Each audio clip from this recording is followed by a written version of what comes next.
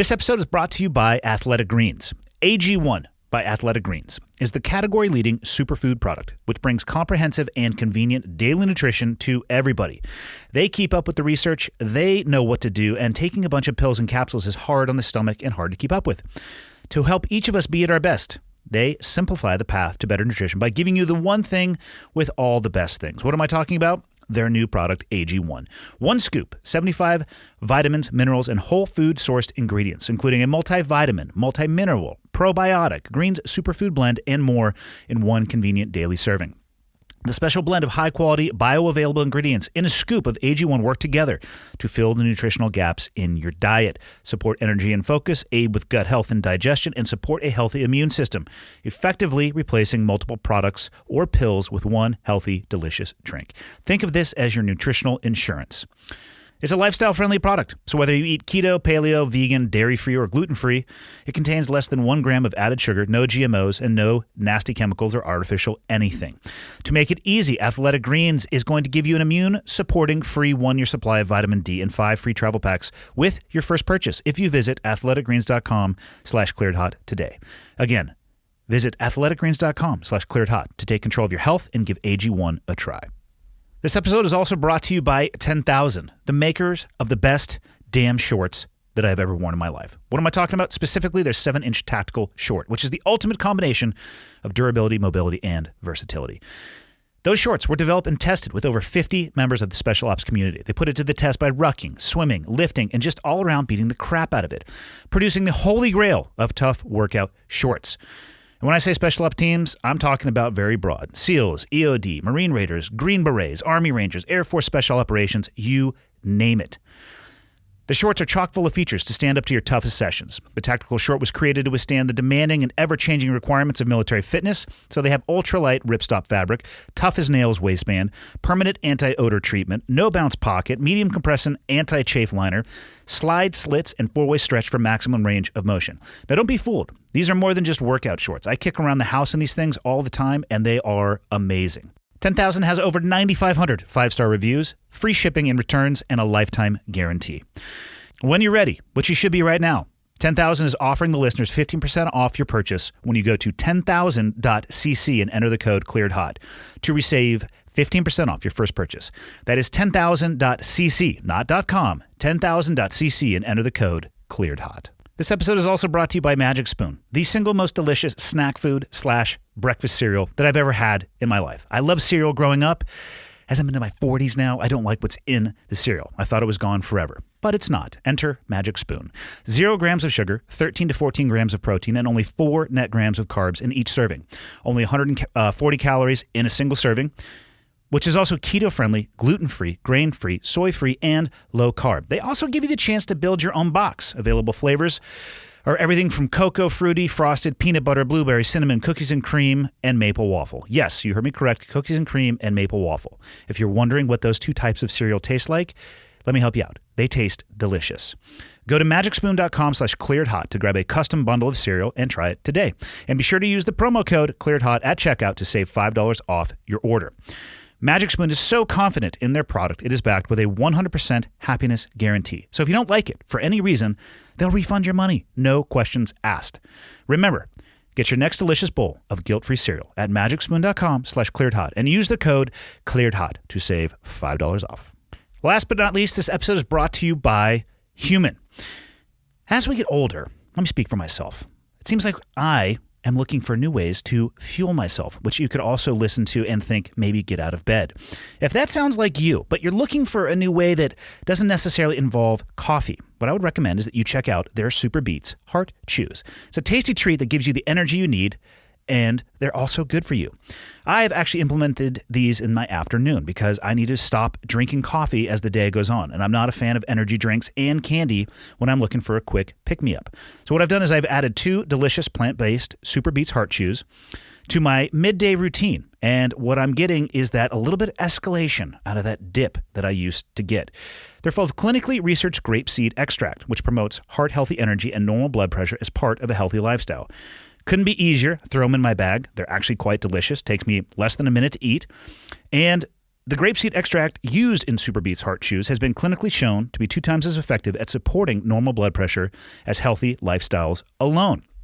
So you can do more for your heart and treat yourself with the Superbeat Heart Chews. Join over 1 million customers. Get free shipping and returns, 90-day money-back guarantee, and right now you can get a free 30-day supply with your first purchase at superbeats.com/clearedhot. That is superbeats.com/clearedhot. And that's it, ladies and gentlemen. We've done it. On to my guests for today. Mick and Eric are 2 of the most interesting individuals that I've had the opportunity to sit down with. And I've said this on the podcast before.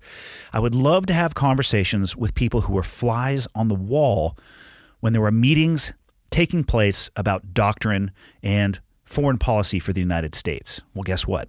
I found essentially 2 of them. One of them, Eric, comes from the world that I came from. He was a previous SEAL, but let's just say this statement applies to both of them. They were able to achieve, breathe, and operate in an atmosphere that I was never able to. If you want to talk about that in perspective of a ladder, I was at the bottom rung. They were closer to the top. So I really appreciate their thought process on the discussion that we had. So Eric came from the world that I came from. But he left that world with a breadth and depth of knowledge and experience that far exceeded what I had. And he explains that, so I want to explain it for him. Mick, a Marine. We won't hold that against him, of course. I'm just kidding, Marines. I actually love you guys. But after the Marines, why not go into the CIA for, I don't know, over 20 years as a paramilitary operations officer in the Special Activities Center, focusing on the Middle East. Again, sitting in rooms where conversations were being had, decisions were being made about actual policy of the United States of America. And now they both teamed up together and they run the Lobo Institute. Instead of me running my mouth, Mick and Eric cover both of those things in depth, or all of those things in depth. So I will let you get into it. Episode 207. Enjoy. Okay, got the red smoke. Gun run, north or south, west of the smoke, west of the smoke. Okay, copy, west of the smoke. I'm looking at danger close now. Come on with it, baby, give it to me, I need it. You're cleared hot. Copy, cleared hot. Probably most people who watch or listen to the podcast know who I am, but they might have questions about you guys. Sure, so, who'd like to begin? We're going to go favorite color. Do you like long walks on the beach? No. Unpack your military backgrounds a little bit. Let's start there, and then we can talk about life after the military and what led us to this table, and I'll let you guys choose. Okay. Who's the senior man here at this table? The answer is not me, by the way. So It's Mick. is it? Yeah, he's older. Maybe Look our at him. past life. Past life. Now we're partners, so there's no senior man. Nah, he's yeah, older. I was older, and yeah. So, so my military background probably would include the agency as well, because I've yeah. So Well, where'd you grow up? Well, I mean, let's start at the Sure. beginning of the journey. So I was born in Haight-Ashbury in 1967. So, In San Fran. in San Francisco. I hear the military recruits heavily from the Haight-Ashbury. How I got from there to the Marine Corps to the CIA to living in Montana, it's a saga. My parents swear to God they were not hippies. I don't believe them at all. I don't think they allowed people to live in Haight-Ashbury in 1967. They weren't hippies, but I'm from Santa Cruz, which is not Haight-Ashbury, but let's just say some of the lines are parallel. yeah, And I get it. I was an anomaly going into the military as well. yeah. You can grow up in those environments, and for me, I don't know about any of you guys, but once I heard the idea of the military occupation I wanted to pursue, I was like, yeah, that's me. Regardless of where I grew up and what was going on. Yeah, and my dad was a professor, and they were very progressive, would be the term today. So they were, when I decided to enlist in the Marine Corps, I think they were somewhat surprised. But, you know, I'm Irish American, so at the end of the day, service in the military is very favored. You know, it's just part of the culture, if you will, or subculture. So they were supportive. And then, you know, I served as an enlisted Marine, as a tanker. What year did you join? 1988. Okay. So I got out of high school and actually went to become a hard hat diver. And that wasn't anything like I thought it was going to be. I'm going to take a hard pass on that because I think I do know what that kind of means. I was an Olly and I are both like, no. No. Yeah, no, I'm good with that. Yeah. Those dudes are not messing around. Yeah. Dudes and dudettes. Sorry to exclude the women from that particular profession. So Yeah. So I didn't see any dudettes at the time. It was basically ex-military people and ex-cons. that was who dove with me when I was a hard hat diver. And I got to meet some Marines and SEALs. That was kind of the crowd that did the hard hat diving. Anyway, it ended up me enlisted in the Marine Corps. So I did that. I was a tanker, like I mentioned. Then I got out and I went to finished college and went to law school. What year did you get out? So it would have been when I went to law school. Eric knows this. I'm kind of chronologically challenged. So it would have been 92. Okay. So about a 4-year enlistment in the Marine Corps? Yeah. It was. And then I went back to the Marine Corps after going to law school as a judge advocate. And then I realized that being a lawyer wasn't really what I wanted to do. So I went and I became an infantry officer. I'm surprised they let you do that, to be honest. Oh, they did because they didn't pay for my law school. So, if I'd have been smart, like I've mentioned to some of my friends, kids might want to do, get the Marine or get the military to pay for your law school. I didn't do it. So I could easily change and they couldn't say anything. There's value in that flexibility, though, because and for anybody listening who may want to join the military, and perhaps you guys will have a different opinion, when the military offers or giveth, just make sure you read the fine print. I'm not saying don't take the offer, but had you had them pay for that, perhaps you would have had a long and established career as a JAG instead as an infantry officer. True. That's correct.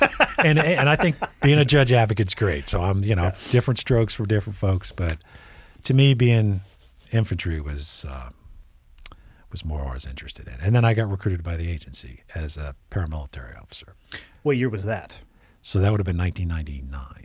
And I stayed in the reserves until I retired from the Marine Corps. But my experience, in the last 20 years of the global war was primarily as a paramilitary operations officer in what's called the Special Activities Center of the CIA.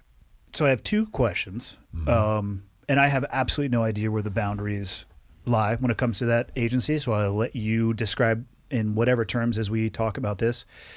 What is the role of the paramilitary officer? But before that, how does it? I don't know if I've ever asked anybody. What does it mean when the agency recruits you? Were you at a bar and somebody circled like letters on a newspaper and sent them over to you, or? Because that's pretty much what I've seen happen in the documentaries that I see on the big screens at like the AMC theaters. Right. Yes. Mine almost sounds like a made-up Tom Clancy story, but I had a friend that was a priest, or he still is a priest, and he's still my friend, and his father was in the agency. And he invited me to Murphy's in Old Town Alexandria. Sounds like an Irish bar. Definitely an Irish bar. And a friend of his who was in the agency was there. And then I don't think that's the normal way of being recruited. Yeah. But he wrote a fax number back in the days of those on the back of a Murphy's cocktail napkin. Stop it. I swear to God. I was already in the Marine Corps. So he goes like, what are you going to do when you get out of the Marine Corps? I was like, I didn't know I was getting out of the Marine Corps. And he just wrote it and said, you might want to consider it. So and I sent my resume in to this fax machine, and then. Did they fax you back? I mean, how does this work? So they didn't fax me back. No, I actually didn't know what happened, and then I got a letter.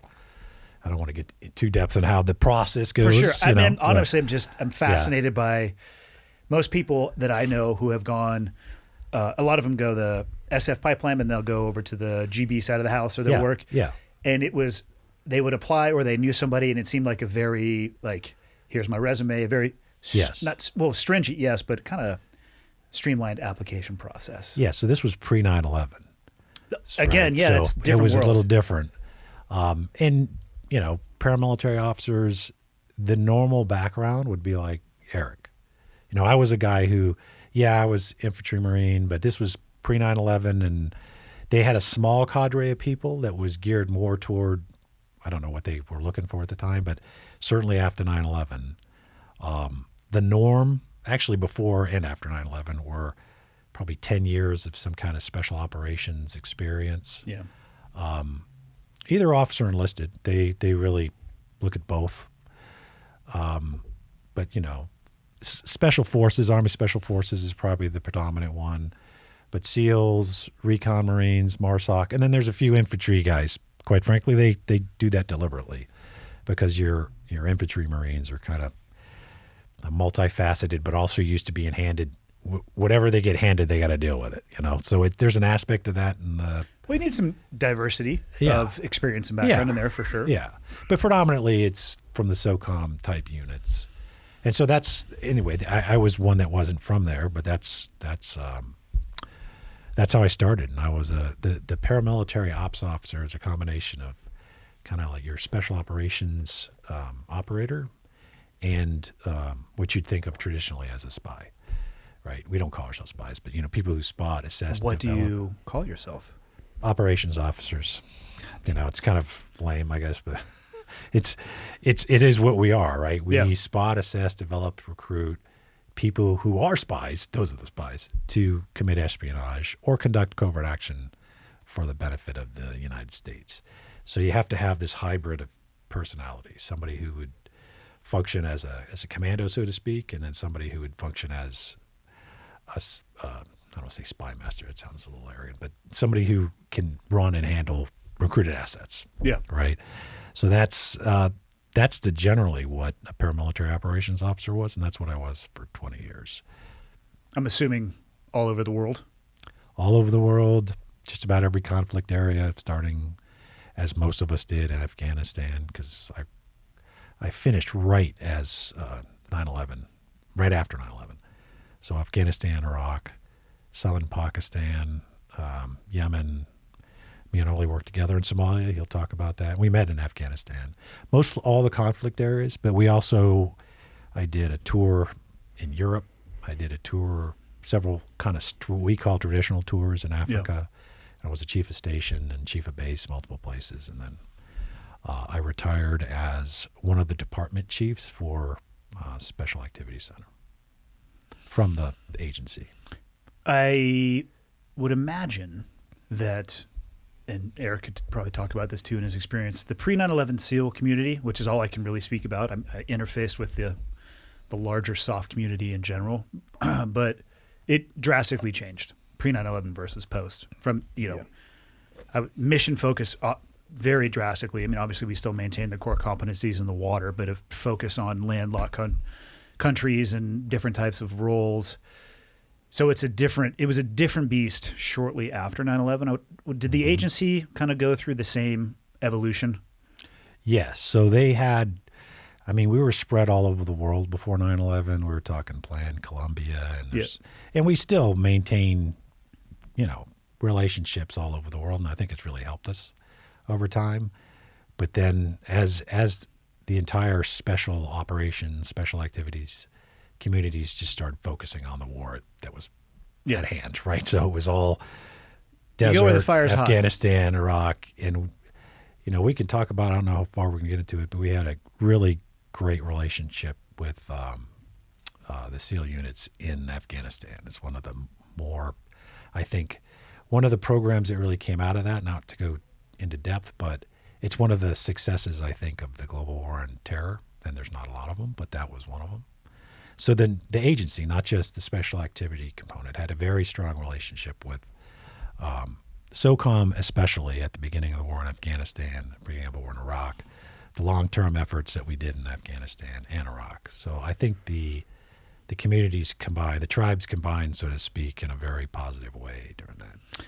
It was very much like a Crayola box, is how I describe it, pre-9/11. Mm-hmm. Everybody had their sleeve. Yeah. Don't touch what's in my sleeve. Your color, like Marines are red, Navy's blue. Do either of you guys know what color the Air Force is? Because they can't be blue too. The Navy's blue. Are they gray? I don't know. Yeah, I would go with gray. All right. It's got to be gray. I mean, Army is obviously green. Yeah. But we're talking some serious Rice Bowl hoarding. Like, get the fuck away. Yeah. And then after 9/11, rapidly, it was, let's just put all these crayons into a pot and melt them and work together. And maybe we should share information. Right. And I ended my career before me and Eric did our consulting firm back in the DOD.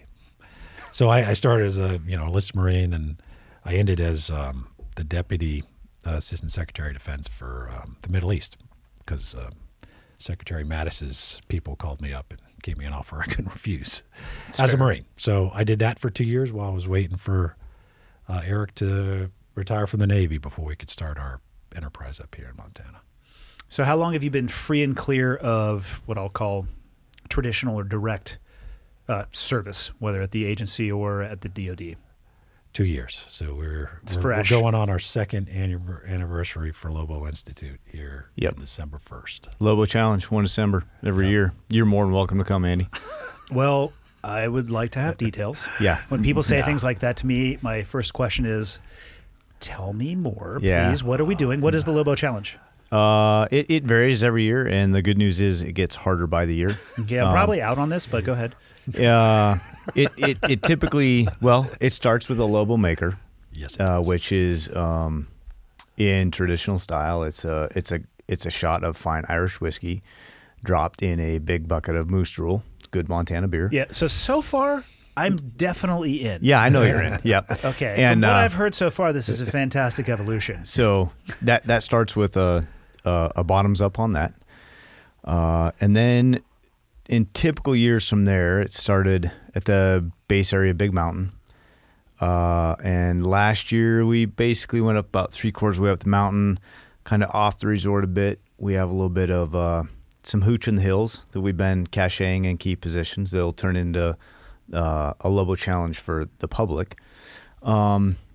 Shot of whiskey up there, and then we meandered back on down the mountain, ran across Haskell Basin, back down off the ridge into town, and we ended at the Great Northern there in the center of Whitefish. So you guys are running this? Yep. There's a 100% chance I'm not participating. Yeah, I was going to tell you to pack a lunch. Yeah. I mean, I could do like a very not brisk walk. Yeah. Or you could wait until it snows and we could like uphill travel and board or ski down. That could be amazing. Oh, we do Yeah. that every Friday. Yeah. We So, need to tell you about that. but yeah, so this year it'll be it'll be about a half a day and overnight, and then another probably a half to 3/4 day. We're going to lengthen it out every year. Unfortunately, it gets a little bit harder every year.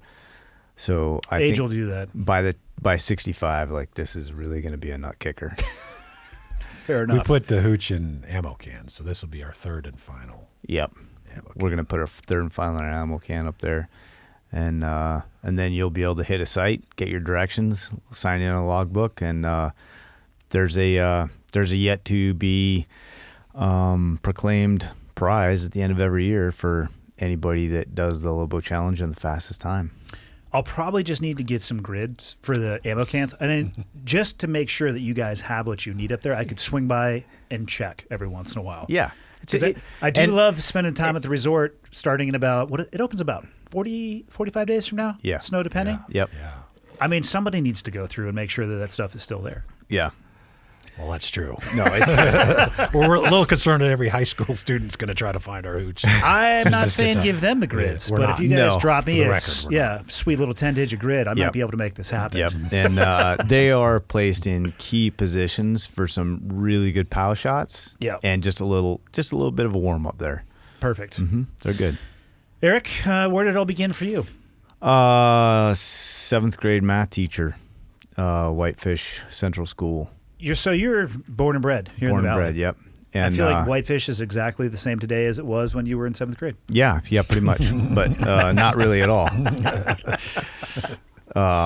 There's good and bad with change, right? So can't focus on all the negative, and there's definitely good things that have come from the changes within the valley and within Whitefish. So I grew up in the town when it was really hard to make a living for a construction guy, Well, which now for relative perspective, too, what would you estimate the population was back then? it was about 3,000 in the town of Whitefish, and now, what would you say? I think it's about 8, That's what I was somewhere gonna between 8 guess. to 9. Okay. Yep, and And at this point, Whitefish, and for people who don't know, it's interesting. Almost nobody has heard of Kalispell. Whitefish is a name that is far more recognizable. So Yeah. I will say to people, "Hey, do you know where Whitefish is?" I'm like, "Oh yeah." I'm like, "Okay, Kalispell's 15 miles south." It's there's not a lot of open terrain between Kalispell and Whitefish anymore. It seems like they're kind of dropping, even in my short time up here. Yeah. There's less and less open area. So I think at some point it will just be the greater Whitefish area, the greater Kalispell area. Right. the good news about that, for guys like us that like wide open spaces, it's that it's a donut, and in the interior of the donut, hey, that's the valley. Yeah. And you can do kind of whatever you want in it, and it's all pretty much going to be developed for better or for worse. We can debate that. But it's hard to drive for 10 minutes in a straight direction without hitting public ground. So as long as the public ground stays public ground, then you're going to have the mountain biking trails, you're going to have the hiking trails, you'll have the hunting, you'll have, the things that bring you to the Montana lifestyle. It'll be right here. Right. So it's the mountain, it's the lakes, it's the rivers, it's Glacier National Park. And you also don't have to live in that donut. Like I live south Yeah. of town by about 40 minutes. Mm-hmm. My nearest neighbor is 60 acres away. Yep. And out of my backyard, I can access a few 100,000 acres of public land. Yes. And people I hear oftentimes from Billings, Bozeman, Missoula, Kalispell, Whitefish. Like there's too many people coming into the valley. There's a lot of Montana outside of those 5 areas. Yeah. And it's actually kind of funny, within our SEAL community, I had a number of people hitting me up. So I basically just came up with a questionnaire. How far away can you live from an international airport? How far away can your wife live from a good, cappuccino? How, are schools a priority to you? Yeah. Do you want to buy 1 acre that adjoins 10,000 acres of public, or do you want to have a bit of a horse ranch? You need 15 acres. And then I had guys fill that out and they give it back to me. I'm like, okay, I'm going to tell you 3 spots you probably heard of. I'm going to tell you 3 spots you'll never hear of. And I want you to, either you yourself or you, your family, drive through in probably August, check it out. And then you need to go there about mid-February. Yeah. And check it out. And then, I had a number of folks did that, and then they kind of came back and said, hey, I never even would have thought of this place. We're kind of looking to do this. And I'm like, all right, let me make 2 phone calls. I'll connect you with the right realtor or the right construction guy in that area. And I mean, for me, growing up here, we all grew up filling our freezers every year because you had to. Because as, my dad was a contract painter, and then he owned a tire store. So you couldn't afford beef all winter long, so you shot it. All right. Yeah. You either shot deer, elk, a couple of them, or maybe an antelope put in the mix. And when somebody shook your hand, it meant something. When somebody told you they'd do something, they did it. And that's kind of watered down a little bit over time, is what I've seen with the interaction. But the grit of the valley, the strength of the valley, it's still there. And, like outsiders that kind of show up, one of the first things they always say is, man, people talk to you. Mm-hmm. And it's easy. Like you're sitting in the grocery store line and you're like, oh, hey, how's it going? To, the guy that's behind you. Right. And when they look at you and then they look at your feet, you're like, oh, check, got it. Like you're new here. You don't understand that even though we're just going to stand in the grocery store line for 2 minutes, it's kind of, it's the way people talk about stuff and it just doesn't, it doesn't happen in other places, and so I grew up in this atmosphere. I had a 7th grade math teacher. I expressed an interest. He was a pretty interesting guy. He had flown F-4s in the Navy as a Navy pilot. He'd grown up in Missoula. He wore a flight suit to school and rode a BMW motorbike, and he was a different teacher, right? I have issues with the flight suit, but I'm going to let that pass. Yeah. Awesome. This will go. There's yeah, some gears that are turning upstairs. Yeah, no, I'm sure. Yeah, you're like. Anyway, so, and then Top Gun came out. Yeah, and I was 6th grade. Watched a movie at the Mountain Mall Cinema, small town Whitefish, and I'm like, hey. I started thinking through it, and I'm like, okay, if I went into the Navy, I could be 24 years old with a job, going around the world, flying planes, making out with Kelly McGillis. I'm like, dude, where do I sign up? That's a good plan. Which is why they made that movie, by the way. Right? Oh, yeah, totally. That's why they had direct support from the United States Navy to make that movie. Yeah. And and for Guys Top like Gun, Eric, too. yeah. That's when they made the second one. They're like, yeah, you can borrow some F-18s because they know that the aviation recruitment is handled for about a decade. Yeah. Right. So I expressed an interest. This math teacher was like, you're too dumb, you won't make it. And anger is probably my best motivator. I actually like this guy more now because he said that. And I was like, all right. I was like, I got you. And so, yeah, I started just digging in. I had a couple parents that were not kind of from mainstream, and they're more liberal. So, yeah, I'm like, hey, I'm going to go to a service academy. I'm going to go into one of the services. And they're like, what? And I'm like, no, this is what I'm doing. So, yeah, I applied to all of them. I was a ski racer, was my biggest sport growing up out of here, out of Big Mountain and around the Northwest states. And, I could have skied in some schools or, definitely made a good hard attempt to go on the U.S. ski team. But at the end of the day, I had a primary nomination from Senator Conrad Burns to go to the Naval Academy under his allotment. Each senator has allotment of kids they can put into the service academies. So I was like, all right, nope, I'm going to do this. I'm going to go in the Navy. When I got into the Navy, the more time I hung out with pilots, the more I didn't like the flight suits. Back to the flight suits, right? And wearing them in schools, driving your BMW motorbikes, right? I mean, they're made out of Nomex. It's not the most comfortable or breathable material. Yeah. I mean, we were still wearing them when we were doing CQB when I got into the teams. Yeah. And it brings a literal experience to the phrase "sweating your balls off." Yeah, it does. No, so went to the Naval Academy. The more I hung out around pilots, the more I didn't kind of quite care for that culture. The more I saw from SEALs and frogmen, I was like, hey, wait a minute. I'm like, those guys are all for each other, all for working hard, playing hard. And you could just tell there was bonds, and there was commonality and commonality and purpose and for each other.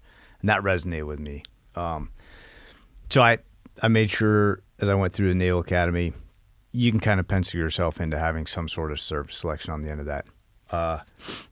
I made sure that I flew in jets, went on submarines, went and spent 6 weeks with the Marines down in Quantico, did the Navy dive school in Panama City, went to Mini Buds out in San Diego. You're doing all these on your midshipman tours? Yeah, all through the summers. And I did everything so that I didn't close any doors, because I didn't want to. I wasn't sure exactly where I wanted to go, but I didn't want to close doors before prematurely. And when it finally came down to fall of senior year, I knew that I was like, hey man, I'm all about going into the teams. Yeah. So, and I mean, I'd grown up here in Montana, skiing, and this environment out here. If you want to go outside and make a bad decision, Mother Nature's going to tune you up, right? Here's the buffet. Here's the buffet. How many bad decisions do you want to make? Yeah. And, it was like a 12 and 14-year-old boy coming home from school, grabbing my 270, walking out behind the house and going and hunting for 5 or 6 hours on my own. Like, it's just, or grabbing a shotgun and going to find grouse. And I mean, like, it was just a way of life. And I knew that transcribed well to what the teams were about. So I had to learn how to swim better.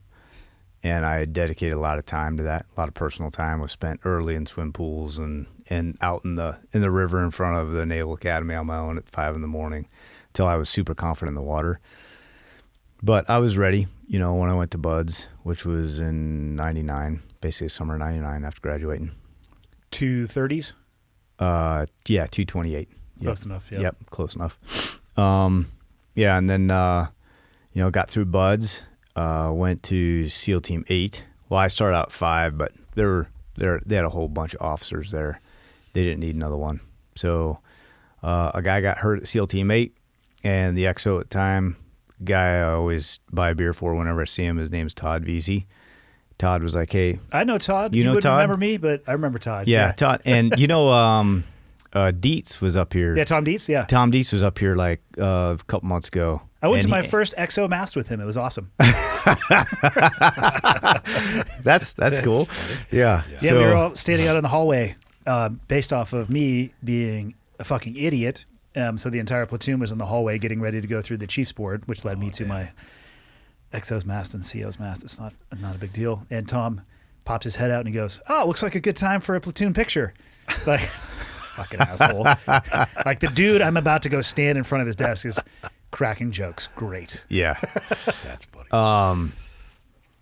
No, they were supportive of kicking me TDY to SEAL teammate indefinitely, just so that I had gainful employment and I wasn't sitting around rearranging the op safe. TDY stands for temporary duty. Yeah. Yep. Sorry. It's all right. No acronyms here. You use as many as you want. I just do the best to unpack them because Yep. people will like stop and just be firing away on Google. Yeah, temporary duty orders. Anyway, I was with a platoon. We were supposed to go enforce some of the oil embargoes on Iraq. You remember breaching those ships that were running the Iraq oil embargoes, kind of about the only play in town at the time. Yeah, what do they? I mean, ARG Alphas used to do a lot of those. Like specifically Yeah. Team 3 ARG Alphas. What did they Yep. call them? It's basically non-permissive boardings. Yes. And it was essentially they were doing a run with a tanker that was full, trying to get it from one country to one that was not supposed to have oil in it, right? Yeah. And we as in the royal, the military would board, stop, and I'm assuming seize. I don't know what they did with the vessels. Yeah, they seized it and it got confiscated somehow. I just remember pre 9/11, guys would come back because I was started at Team 5 too, and they'd come back at Team 3. They're like, "It's no big deal." Like, Yeah. did a couple boardings. Well, It's and fine. you know Like, the deal assholes, then. we're not doing anything over here. It was Nomex flight suits, dive socks. The old guys were wearing UDTs. The young guys were wearing the tight black Delphine shorts. Yeah, right. Also known as Ranger panties. Yeah, Ranger panties. Yeah. The big deal was how many deployments somebody had been on. Yeah. And the real big deal was if somebody maybe tangentially had been in Somalia and dumped a guy or two. And Mike Day was still walking around like Team Yep. 5, and I think he had a BV from Somalia. That dude, I'm like, oh my god. Yeah, walked on water. Mayo, do you remember Mayo? Yeah. The Vietnam guy? It was hard as woodpecker lips. That guy was awesome. Yep. He's like 50. He could do 100 pull-ups. He was a stud. Yeah, he was a good I dude. mean, I'm not sure they were all full range of motion, but I'm going to give him a lot of credit. You know for what? ripping it out.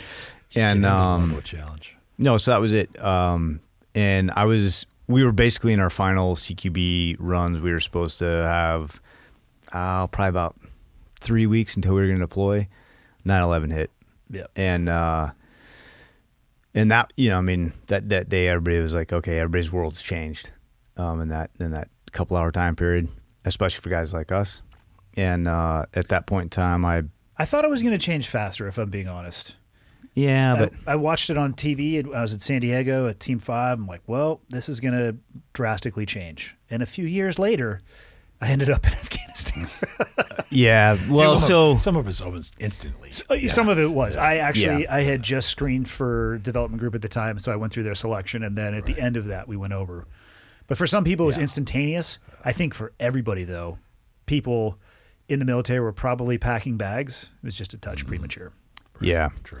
I left just due to the timing. I was heading over 8 days after. And it took a bit for the build up for the logistics, you know. Damn Nick and the crews, like they took over the Kitty Hawk and they started faster than everybody else. But yeah, it started to tangentially swing the needle that way. And then so first deployment, and then they kind of just kept rolling from there.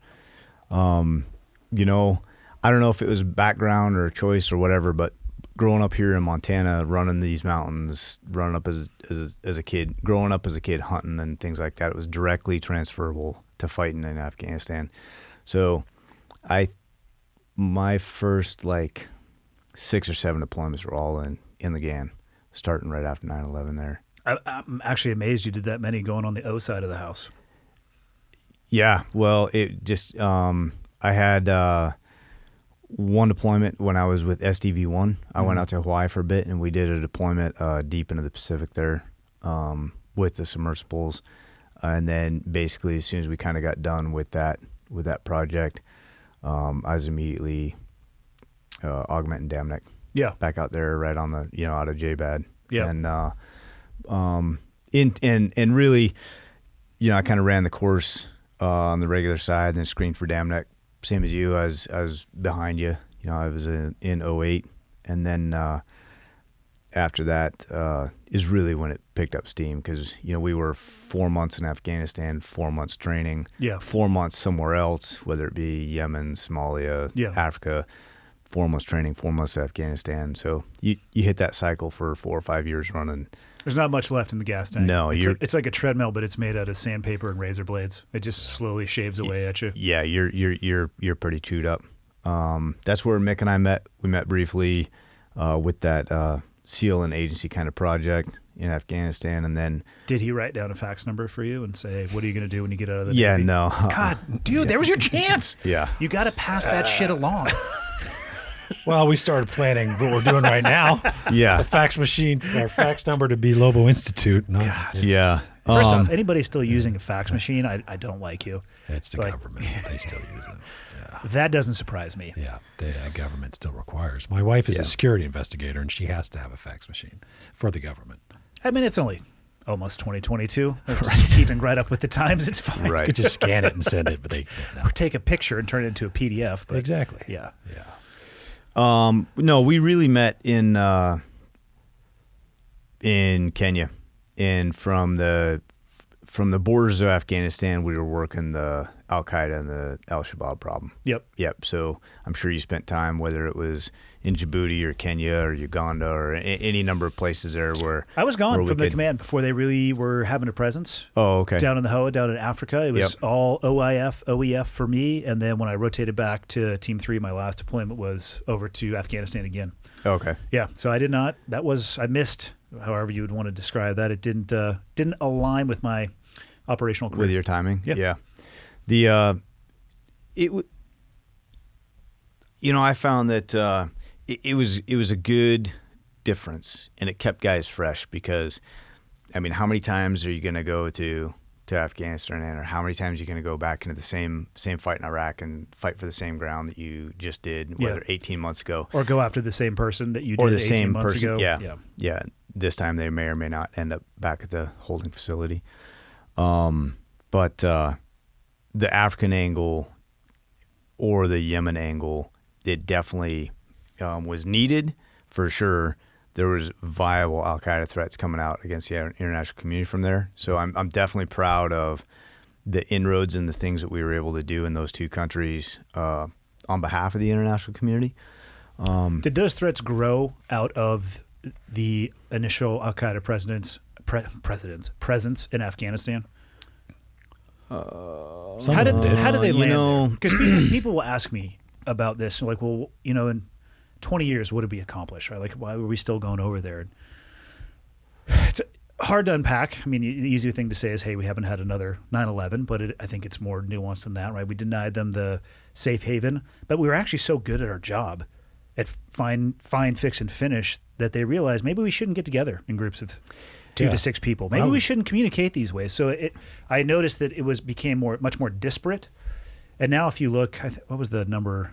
I think it was triple digits on the number of countries that U.S. Special Operations Forces, and I would have to assume other government agencies, now have their operational roles in, whereas I don't think that was necessarily the case in the early 2000s. So it seems like it kind of maybe pushed out a little bit, almost due to our own success. I'd agree. I mean, if you look at the initial push into Afghanistan, which soon became just a fight against the Taliban, right? Because Al-Qaeda hauled ass, to be honest. Some of them went to Iraq. So the northeastern part of Iraq, where Operation Viking Hammer happened before the war started, those were all transplanted Al-Qaeda guys that went there because we went to Afghanistan. Yeah. And then Al-Rimi in Yemen came there because he was trained and fought alongside the Al-Qaeda leadership in Afghanistan before he left and started Al-Qaeda in the Arabian Peninsula. And the guys that went to northern Iraq was Ansar al-Islam, but eventually became Al-Qaeda in Iraq, which eventually became ISIS. I mean, that's what we would do, It's right? kind of a hybrid, and I think there were some historical ties there. I mean, like Bin Laden had been in Sudan, and then he had gone from Sudan into Yemen, and then he got from Yemen into Afghanistan. So I think there were some historical ties, and there were some personalities that stayed central or dispersed to those places. Sure. And Remi's a perfect example. I mean, I don't know how he got rolled up in the initial, if he was rolled up in Afghanistan or where he got detained, but he was detained, and then he ended up in a Saudi kind of like a reconciliation process. Yeah. And he basically was a real smart guy. He's like, yes, always check no. No, I will never do this. Well, and so at least over time, they definitely wouldn't lie about that. Yeah, definitely wouldn't lie about that. Yeah. Right. Yes. It's And like then- people filling out the paperwork for buying a weapon. Are you a convicted felon?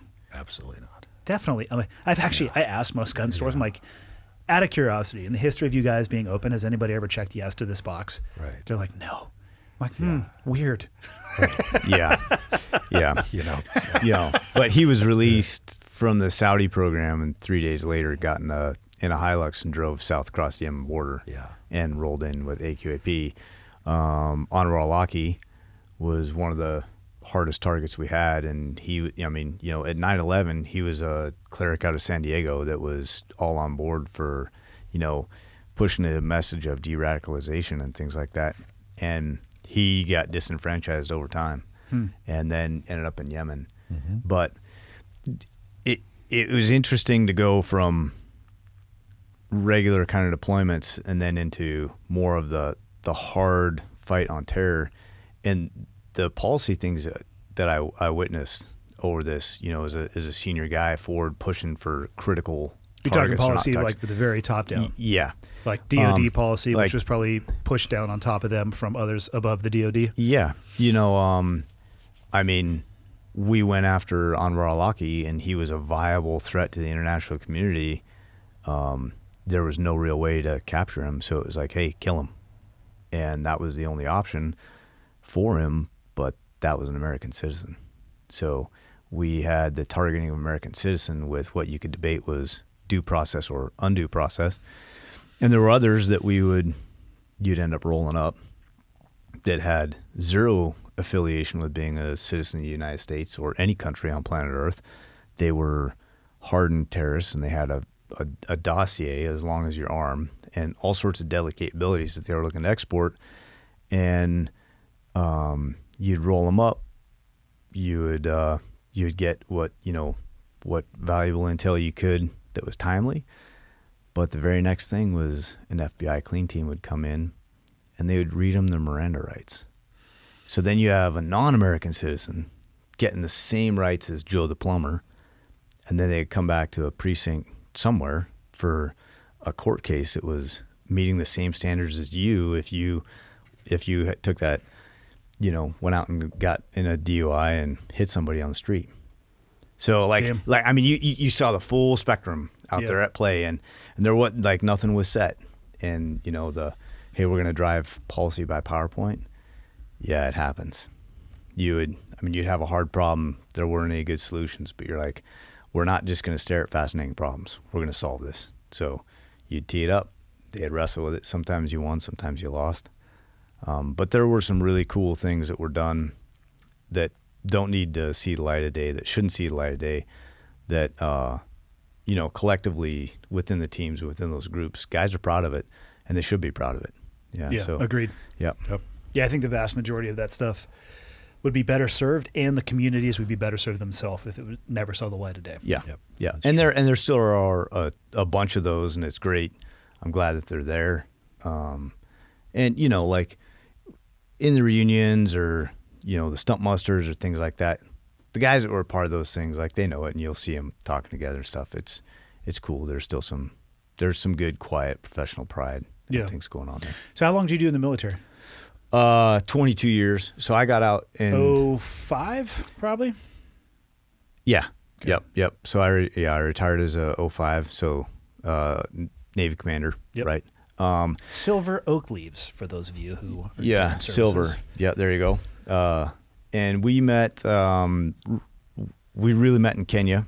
Mick and I did, and I was, kind of in charge of the military side of things. He was in charge of the, special activity side for the agency, and the drive was to get into Somalia, specifically into Mogadishu, get back into Mog because we had viable Al-Qaeda and Al-Shabaab threats coming out of there. So we needed to get, small teams in there, start developing sources, get some actionable, targetable intel, and then start going after folks. The two shops didn't jive very well. So there had been some bad blood and some things kind of done before us. And in the first week, Mick was like, "Hey man," he's like, "Do you run?" And I was like, "Yeah, sure. I run. I stay in shape." And he's like, "Well, every Friday we usually run through some of these rainforests and stuff right here outside the embassy, and then afterwards we have a beer." And I was like, "All right, yeah, I'll run with you on Friday." And we just kind of started doing that. Through the course of it, we were able to break down the walls between the two offices and get the two offices actually pulling in the same direction. And it kind of just created some energy there. And then our conversations went beyond Somalia and then kind of beyond government service. And then that's where we really started coming up with the idea of Lobo Institute, and a conflict resolution company, take our experiences and background and start to use them in places where people typically don't have the perspectives of a former agency or kind of a higher end soft DoD type perspective. So that turned into Lobo Institute, and we decided that I was just like, "Hey man," I was like, "I am all about this. I'll take my post-government life, dedicate to it. We have similar visions, similar goals. We can work well together." I'm like, "I've got one red line." I'm like, "It's got to be out of this small town in northwest Montana." And he's like, "You understand I'm from Georgia, right?" At the time, you're like, I don't know about this. But now you're probably like, yes. Well, I grew up all over, but yeah, my wife is from a very small town in South Georgia. That might have been the hard sell portion of that. You think it would be, but she's all in now. So Isn't it interesting how interpersonal bullshit could take two high-level government organizations and completely stymie and limit their operational ability because of two personalities that probably what really was happening, two people and their egos started fighting like fucking rams in Glacier National Park, and they're like, we're not going to do shit. And in doing so, Al-Qaeda's like, "This is awesome. We're just like cruising around." Right. Yeah. Yeah. I think that probably happens often, unfortunately. Yeah. As you were saying that, it reminded me, because human beings are super sloppy. This is the opinion that I've come to, and I come to that opinion mostly just by looking at myself in the mirror. I'm like, "Oh, you're a hot mess today," but everybody's a hot mess. Yeah, if you can everybody's contain your shit though, yeah. and try to do well with other people, and then you're like, "Oh God, man, I came from a community of people that were probably hot messes. They were interfacing with other communities of people that were hot messes, and they have these conflicts, and it puts up walls. It's amazing how much effectiveness you can reduce by not being able to work with each other, just like you guys said, that by that interpersonal connection, which started with running, you were able to probably an order of magnitude greater increase what both of your agencies were able to do, or organizations were able to do in that area. Yeah. There was a couple significant ones there. Yeah. Some of them were about getting after some. We're not supposed to swear on your podcast, right? It's the internet. Have you not listened? Okay. I've already swore many times. I think I said ass already. Yeah. Yes, for the record. Yeah, no, there's some real grade A assholes in there, and they were totally intent on running some suicide bombers into the 2012 Olympics. So, yeah, we just smacked those guys. Not going to tolerate that. What do you say to people? I know what my answer is to this. What do you say to people when they tell you that's, do you guys ever take the time to explore other solutions? Why can't you just capture those people and then re-educate them? I would absolutely be more prone and supportive of capturing them because you get a lot more information. And it just makes you tear that network apart all the faster. Would you let them go? No, I would not. So, and I love where you're going with this. So, in fact, I mean, because we're talking about ideologies at this point. No, and this is a yep. gap that a lot of people, and I'm so thankful, they have a hard time mentally walking across, is because they've never looked in the whites of the eyes of somebody who believes at a level that they would rather fucking skin you alive Yeah. for your beliefs and destroy everything that you stand for. I'm all about rehabilitation and I'm all about ethics, but there are some solutions, or there are some problems, I should say, where the only solution is actually taking the piece off the chessboard. And I'm a very, very, very open person. Very similar to you, as you were like, we were going back and forth about either like vaccines or other things here pre-podcast. And the only people that I have no tolerance for are the intolerant. If their only solution is that you're going to live by my way, by I dictate, or else I'm either going to enslave you, or I'm going to behead you, or I'm going to, whatever the ISIS line is, whatever the Al-Qaeda intolerance is, okay, then I'll come find you. Yeah, we'll deal with you. Yeah. And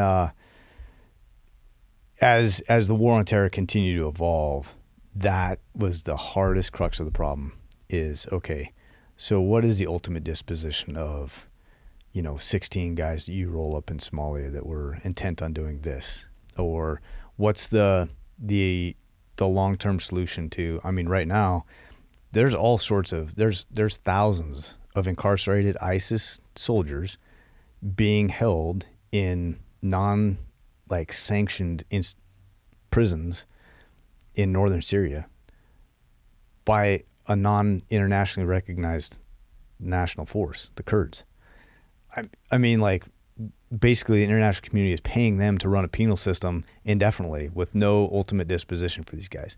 They can't be integrated back into the society. They have no viability. There's no judicial system. What are you going to do with them? Yeah, if they get back on the street, I think all three of us know exactly what they're going to do. Stand by. Yeah. Yeah. Yeah, they're going to act in accordance with their beliefs. Right.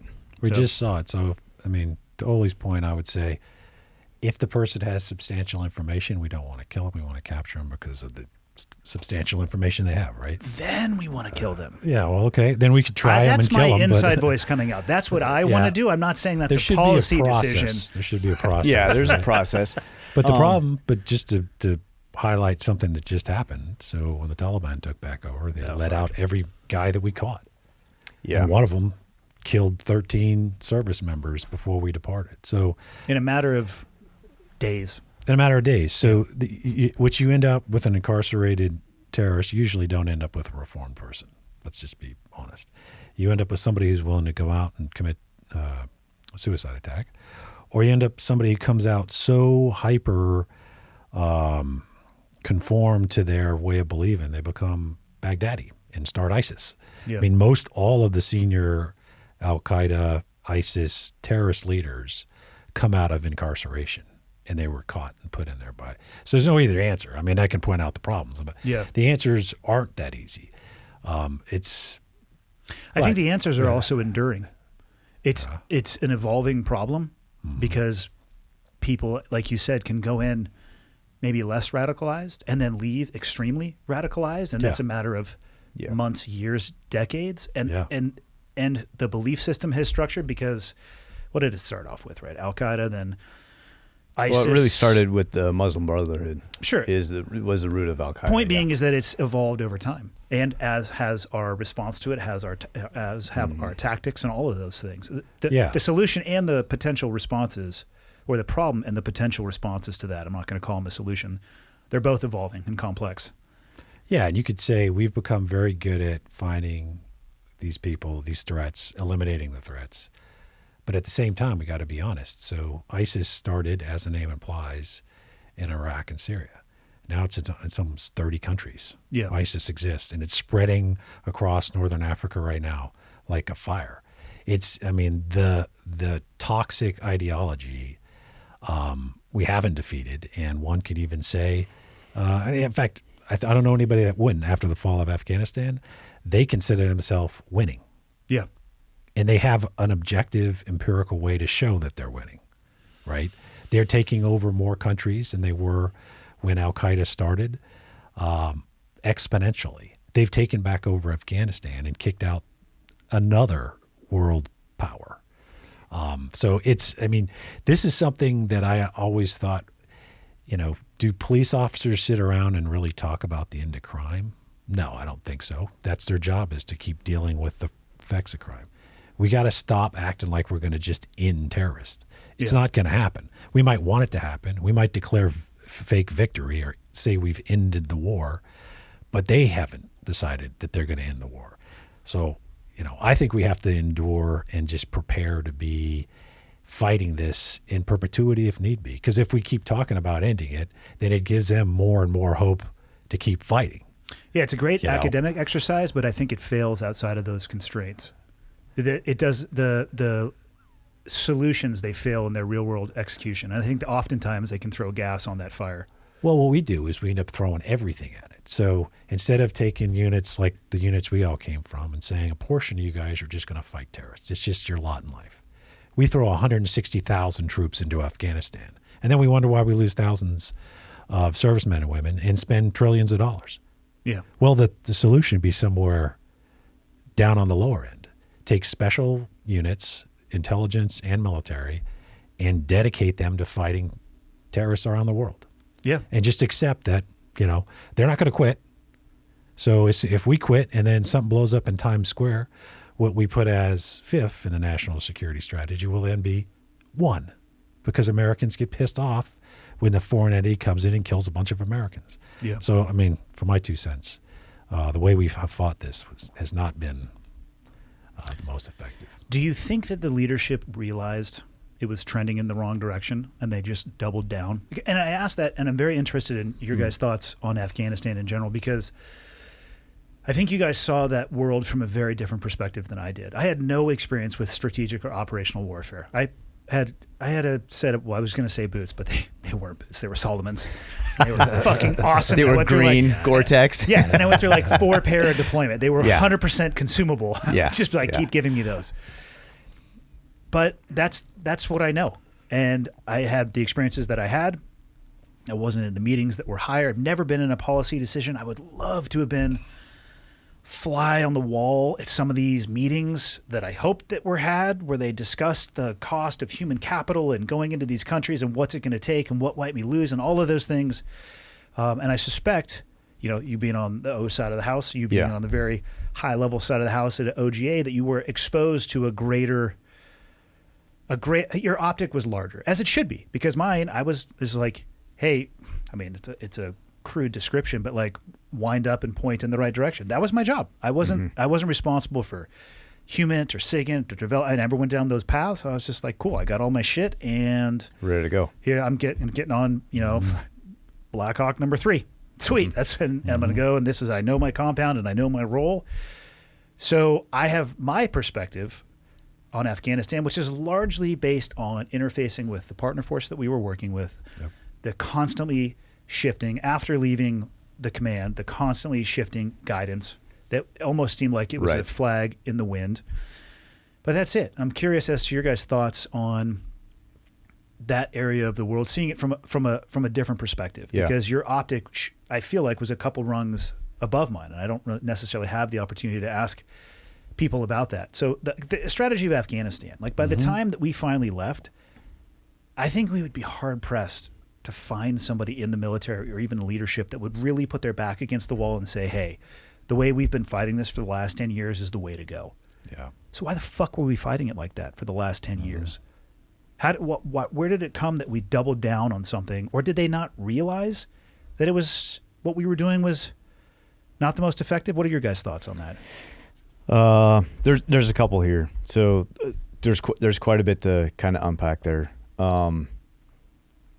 Absolutely have seen the making or the breaking of policy in crisis and in deliberate times. For Afghanistan in particular, to Mick's point on the perpetuity thing, do we still have people deployed to Kosovo? Yeah. Yes.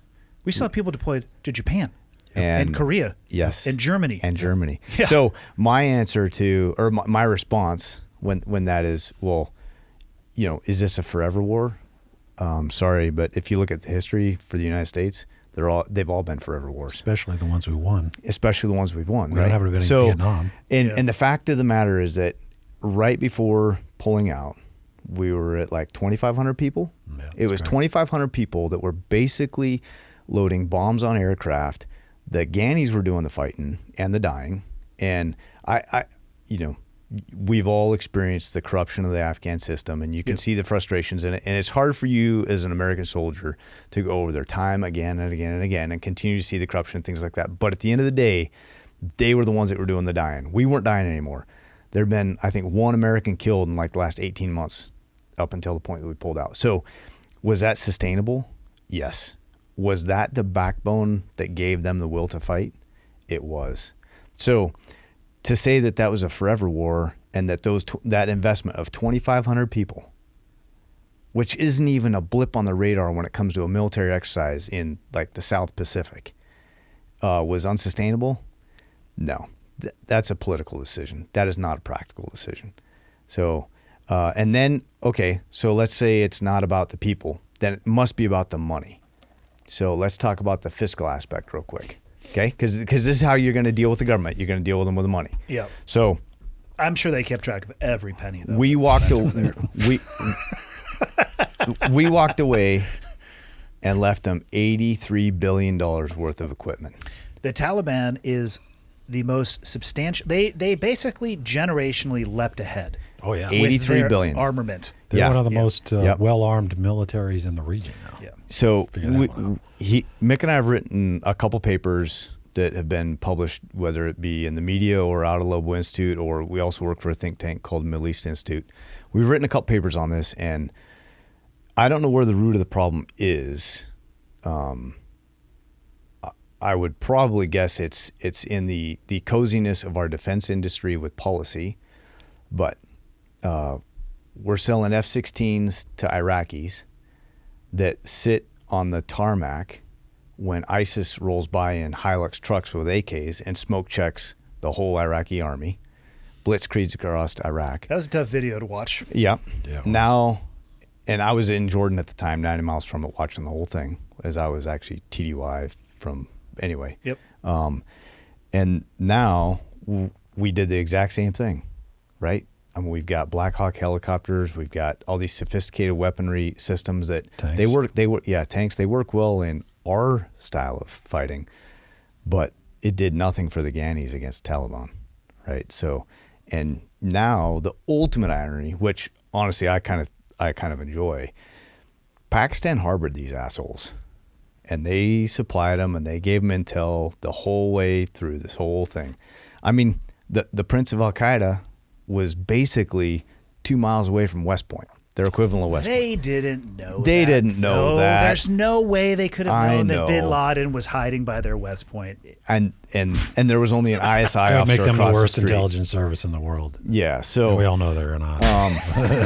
but now You know what's crazy is that it's like there's really nobody that actually addressed that. It just was like swept over. Yeah. Yeah. I think And I a lot of understand the that people there's that like fought there, geopolitical consequences and actually being very transparent with that. But yeah, the Yeah. number one dude the U.S. is looking for is 2 fucking miles from your West Point. Yeah, and how much taxpayer dollars went to Pakistan to help us find the person? Yeah. One might actually be a conspiracy theorist and say maybe they didn't want to find him if we kept paying them money to find him. But now you have an extraordinarily well-armed proxy on their border that they were supportive of when it was convenient for them. But now they, like, if they don't keep this tiger by the tail, this well-armed machine's going to go back. Yeah, they'll point the guns against them. back at them. Oh, yeah, yeah. they could have So, created their own issues. there. But the other irony is we went to Afghanistan because Taliban harbored Al-Qaeda. And we went and we smoke checked them, and they went across the border, and then we've been dealing with the Taliban, and whether it's counterinsurgency or general force, and it's ebbed and flowed the whole time. And we expedited the evacuation out of there because we were under threat of terrorist attack from ISIS. Yeah. Right. So I mean, the entire thing of it, and through drone warfare and things like that. Hey, I've mowed the lawn. You can be an eternal greenskeeper from somewhere outside of a country. Yeah. But it's only so good And even when you are doing that day after day after day after day after day, the odds of them getting one through is high. So personally, I hate to be a pessimist on this, but I'm not going to be surprised when the international community, and by international I mean something in kind of the Western world. I discount Pakistan and India in this prediction, but either something in the EU or probably in Africa or in the Americas is going to go boom, and it's going to emanate from Afghanistan. I think one of the biggest mistakes that people make is, I've heard this comment made, and I've received messages saying, "Hey, well, now that we have won the war, do we need to continue doing X, Y, or Z?" And it's an interesting idea to unpack, because you can think all you want to that you're not at war. Everybody in the first world or the free world, whatever you want to describe it, you could think that you're not at war.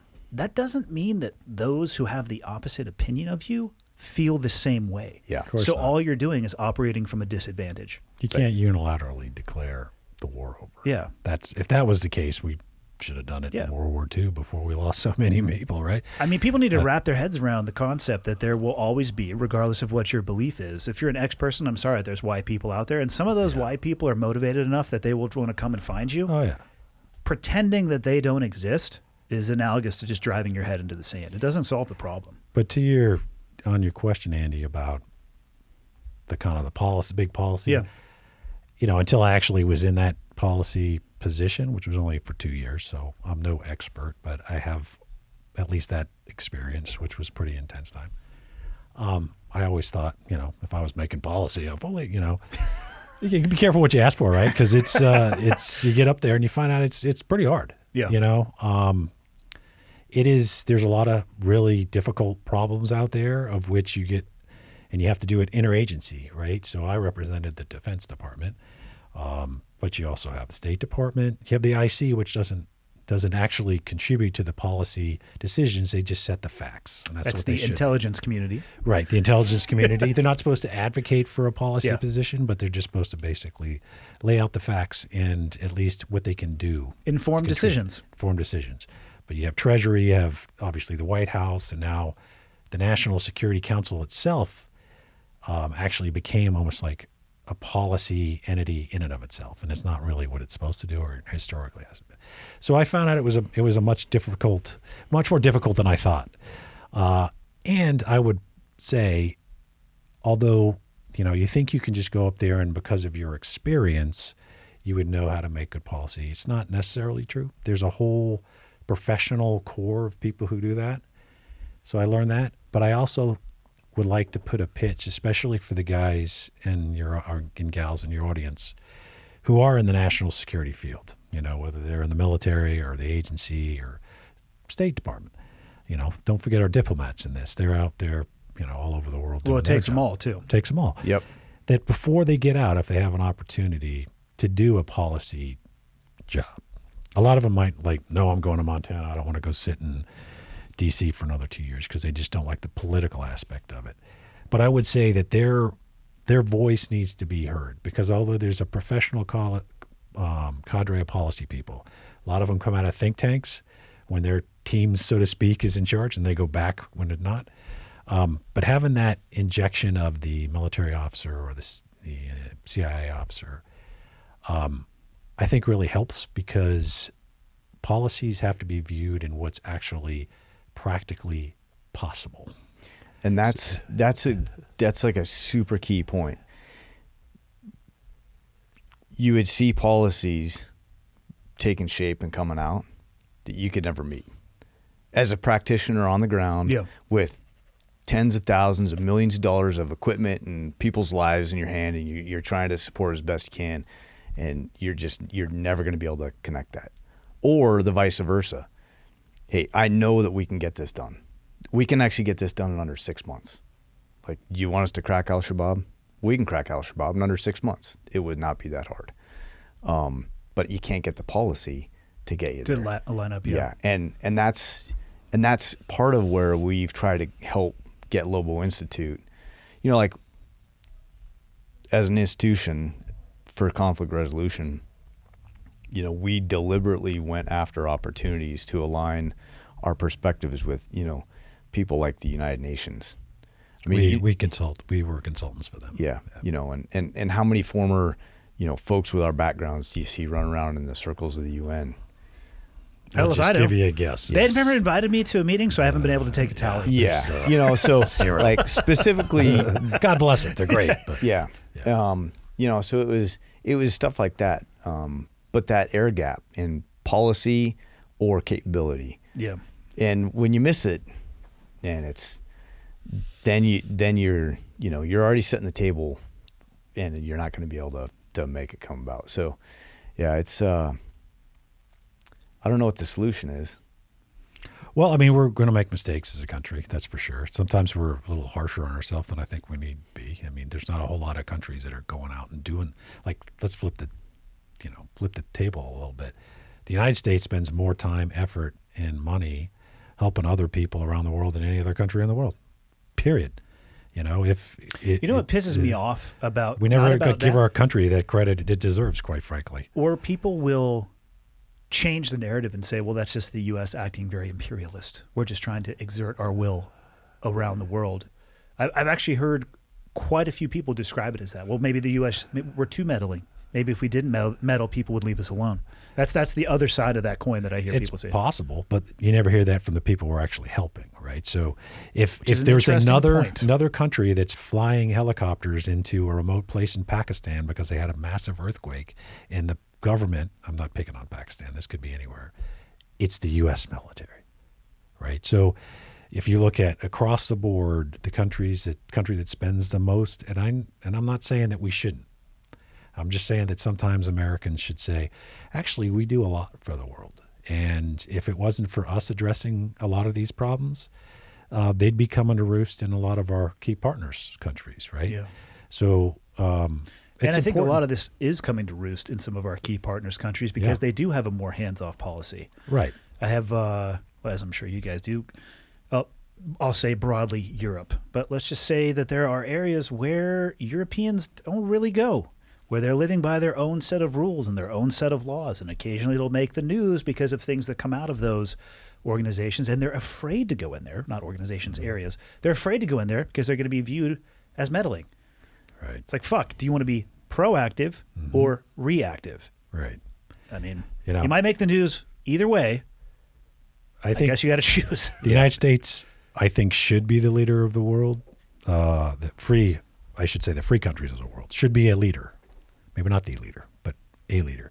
Because if you're not a leader, you're going to be led. So unless we want to have an isolationist and just bunker up in our own country, which you cannot do economically, that ship has sailed. You need to be engaged in the world. And the United States, I think we've done a lot more good than harm. I think we're very willing to self-criticize ourselves, which is a good thing. But I don't see a lot of other countries stepping up to take that spot, if we didn't do it. So we're always going to have critics, and that's okay, and we should listen to them, to be frank. But the United States has done a lot in the world and continues to do a lot. And as far as policy, when it comes to the conflict that we've had over the last 20 years, we've made mistakes. But instead of just throwing in the towel, I think we should just learn from the mistakes and go forward based on those lessons learned. Do you mind if we take a little bit of a right turn? Go for it. Okay. So one thing that's kind of rubbed Mick and I wrong has been the way that we've, because you know the deal. You can take 6-8 operators and go in, and we can train a force for 8, 10, 12 weeks, and then we'll take 200 trained folks to a certain level, put them into a conflict area, and they can really change a lot of stuff, right? So you can have a big impact with a small investment of people. Yep. With the way that we left the SDF, Syrian Democratic Forces in Syria and Iraq, they had 11,000 people get chewed up as we kept our soft advisors kind of behind them. They did the main lifting. We were directing the airstrikes and giving them critical combat support. There's that. There's the way we've left the Afghanis. It's kind of left a bit of a bad taste in our mouth, and because it's going to be really hard for that SEAL lieutenant in 5 years, or that Marine captain, or that Army SF captain, to go convince a partner force that it's in their best interest to help the United States down the road now, right? Yeah. Yeah, we didn't really leave any of these tables set very well. Right. But if you look back in the history, Missoula is about 95 miles south of us, right here from the Flathead, right? Yes. And so if you go to the farmers market on Friday in central Missoula, Friday or Saturday, you're going to find that there are like 2-foot zucchinis and these. He's going somewhere with I'm this. going somewhere with this. Just stay with me. and these like really big tomatoes and this kind of stuff. Do you know who's selling that at the farmers market? No idea. I Okay. think I know where you're going, but I'll let you finish it off. They're Hmong mountain people from Laos, and they were resettled in Missoula because they fought for the United States on the Laotian side of the border and during Vietnam. One of the most pivotal guys that lived with them for 5 years grew up in Helmville, which is on the Blackfoot River, north of Missoula, and then he was a smoke jumper out of Missoula, and him, my dad, about a handful of other smoke jumpers were recruited by the agency, sent over to Laos, and they went and ran resupply missions of rice and arms and things, and flew them in and dropped them into those militia forces that the agency case officers, or the early ground brancher guys, were tied with. So Jerry fought with those guys and lived with them for 5 years. He's from Missoula, and when the fall of Vietnam occurred, and they knew that the communists were just going to go mow down all those Hmong, Jerry was like, you guys got to get to Thailand. You guys get to Thailand. I'm going to come there, and I'm going to get you out. So he came back, went back to Thailand, into the refugee camps, and the people that were loyal and fought with him, he was like, I know where I can keep you safe. And he put them back in Missoula, Montana. Mm-hmm. Yeah, right. And these are super productive members of the Yeah. American Society now. So we're actually in the process of doing a documentary on this, right? Like small town boys from Texas, Idaho, Alaska, Montana in the early 60s become smoke jumpers that then end up undercover and on the Laotian side of the border, supporting these natives fighting on America's behalf. Yeah. And instead of leaving them high and dry, like we've done with the SDF and now we've done with the Ghannies, dude, like they saw it through.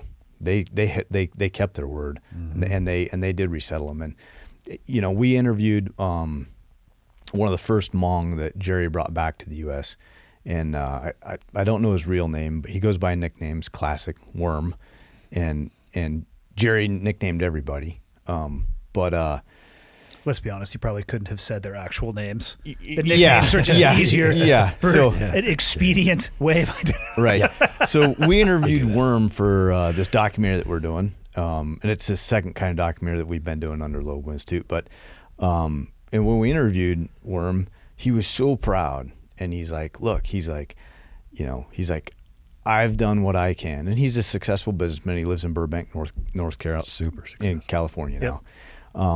But he has 2 kids. One of them just got selected as a lead engineer to work on NASA's Mars program, and the other one, So just a classic underachiever. yeah, classic underachiever, Great American right? story. Man. It's amazing. And then the other one is a super successful doctor, cutting edge doctor. Yeah. Went to I think Harvard. out of either out of Harvard or Yeah, went MIT, to Harvard. right? So they're milking the most Yeah. out of what the United States has to offer. as Great humanly American possible. story. Yeah, it's within a amazing. generation, you know. Yeah. So I mean, I get it. You know, I'm not super enthused with the way that we've pulled out of Afghanistan either. I would have been like, hey, take it from 2,500 people to 5,000 and actually do it right. Yep. But keep dropping the bombs and sustaining the will to fight, because this is the way that we end wars in America. I wouldn't have pulled this out.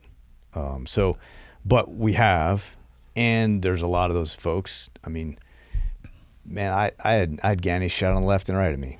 I had an interpreter one night that stood up in the middle of a firefight, trying to get us to stop because it was Afghan police and they didn't know who we were, and he was trying to de-escalate the situation, and they started opening up on us, and we had to shoot them, and it was bad. And I watched that guy stand on top of a rock in the middle of an intense firefight and yell and scream, and he actually saved a lot of their lives. Yeah. And And a lot of them did. They saved a lot of guys we know, including ourselves. So they do get a bad rap, right? 66,000 Afghans died fighting the Taliban. Yeah. They collapsed, but they collapsed mostly because we set them up to really rely on air, and then we took all the air away, and we told the contractors they couldn't even stay to support their air. So we shouldn't have been surprised when they. I don't think people understand how they were necessarily utilized. Like my experience is more along the lines of interpreters, specifically at the command. Right. And we would surround buildings, and these dudes would walk up to the front door unarmed and knock on it, right. with the intent of trying to keep everybody in that building as safe as possible in case we were at the wrong place, which of course would never happen. Damn those intel guys. Fuck me. Bad intel. Yeah. I mean, we would show up at a place almost every night, not sure it was always the right place. Yeah. But the things that we would ask them to do were things that I think a lot of American soldiers would cringe at because they would feel so uncomfortable and so at risk. And then my partner force with the ANA or the ANP, the Afghan National Army, Afghan National Police, kind of different in a degree. And there's also, it's a spectrum, of what we asked of them. Some of the ANA and ANP people have asked me, what are your thoughts about Afghanistan? And my personal thoughts, and I'd be interested to hear your gentlemen's thoughts on this, on the withdrawal from Afghanistan, was that we probably should have left 10 years ago. But if we had left 10 years ago, what happened probably still would have happened. And if we leave in 10 years, if we could roll the clock forward 10 years, it probably would have happened then as well.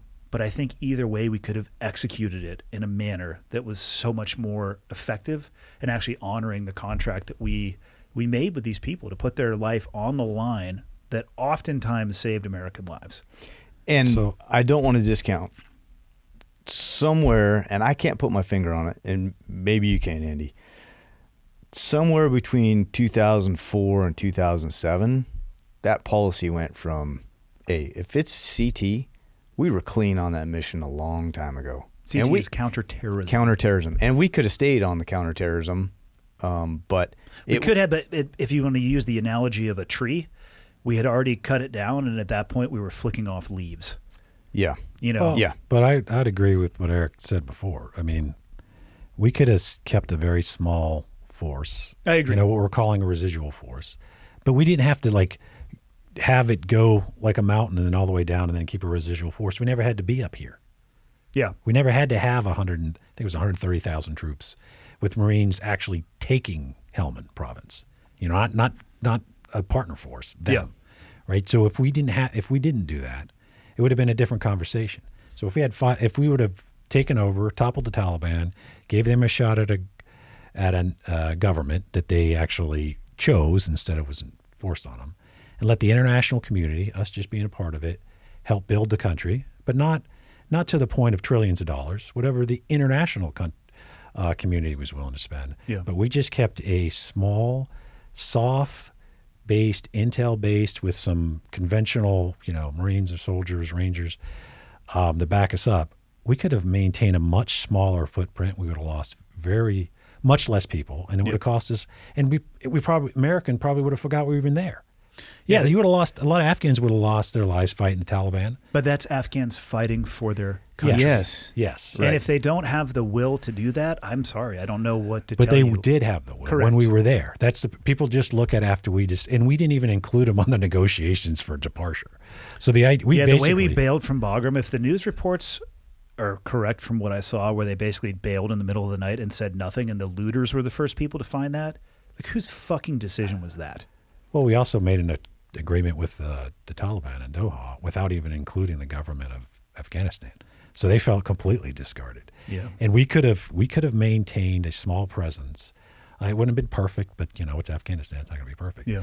that they already proven they had the will to fight when we were there with the enablers, like aircraft, soft when we needed, but not in the front. As advisors, intel to help tell them what's going on out there.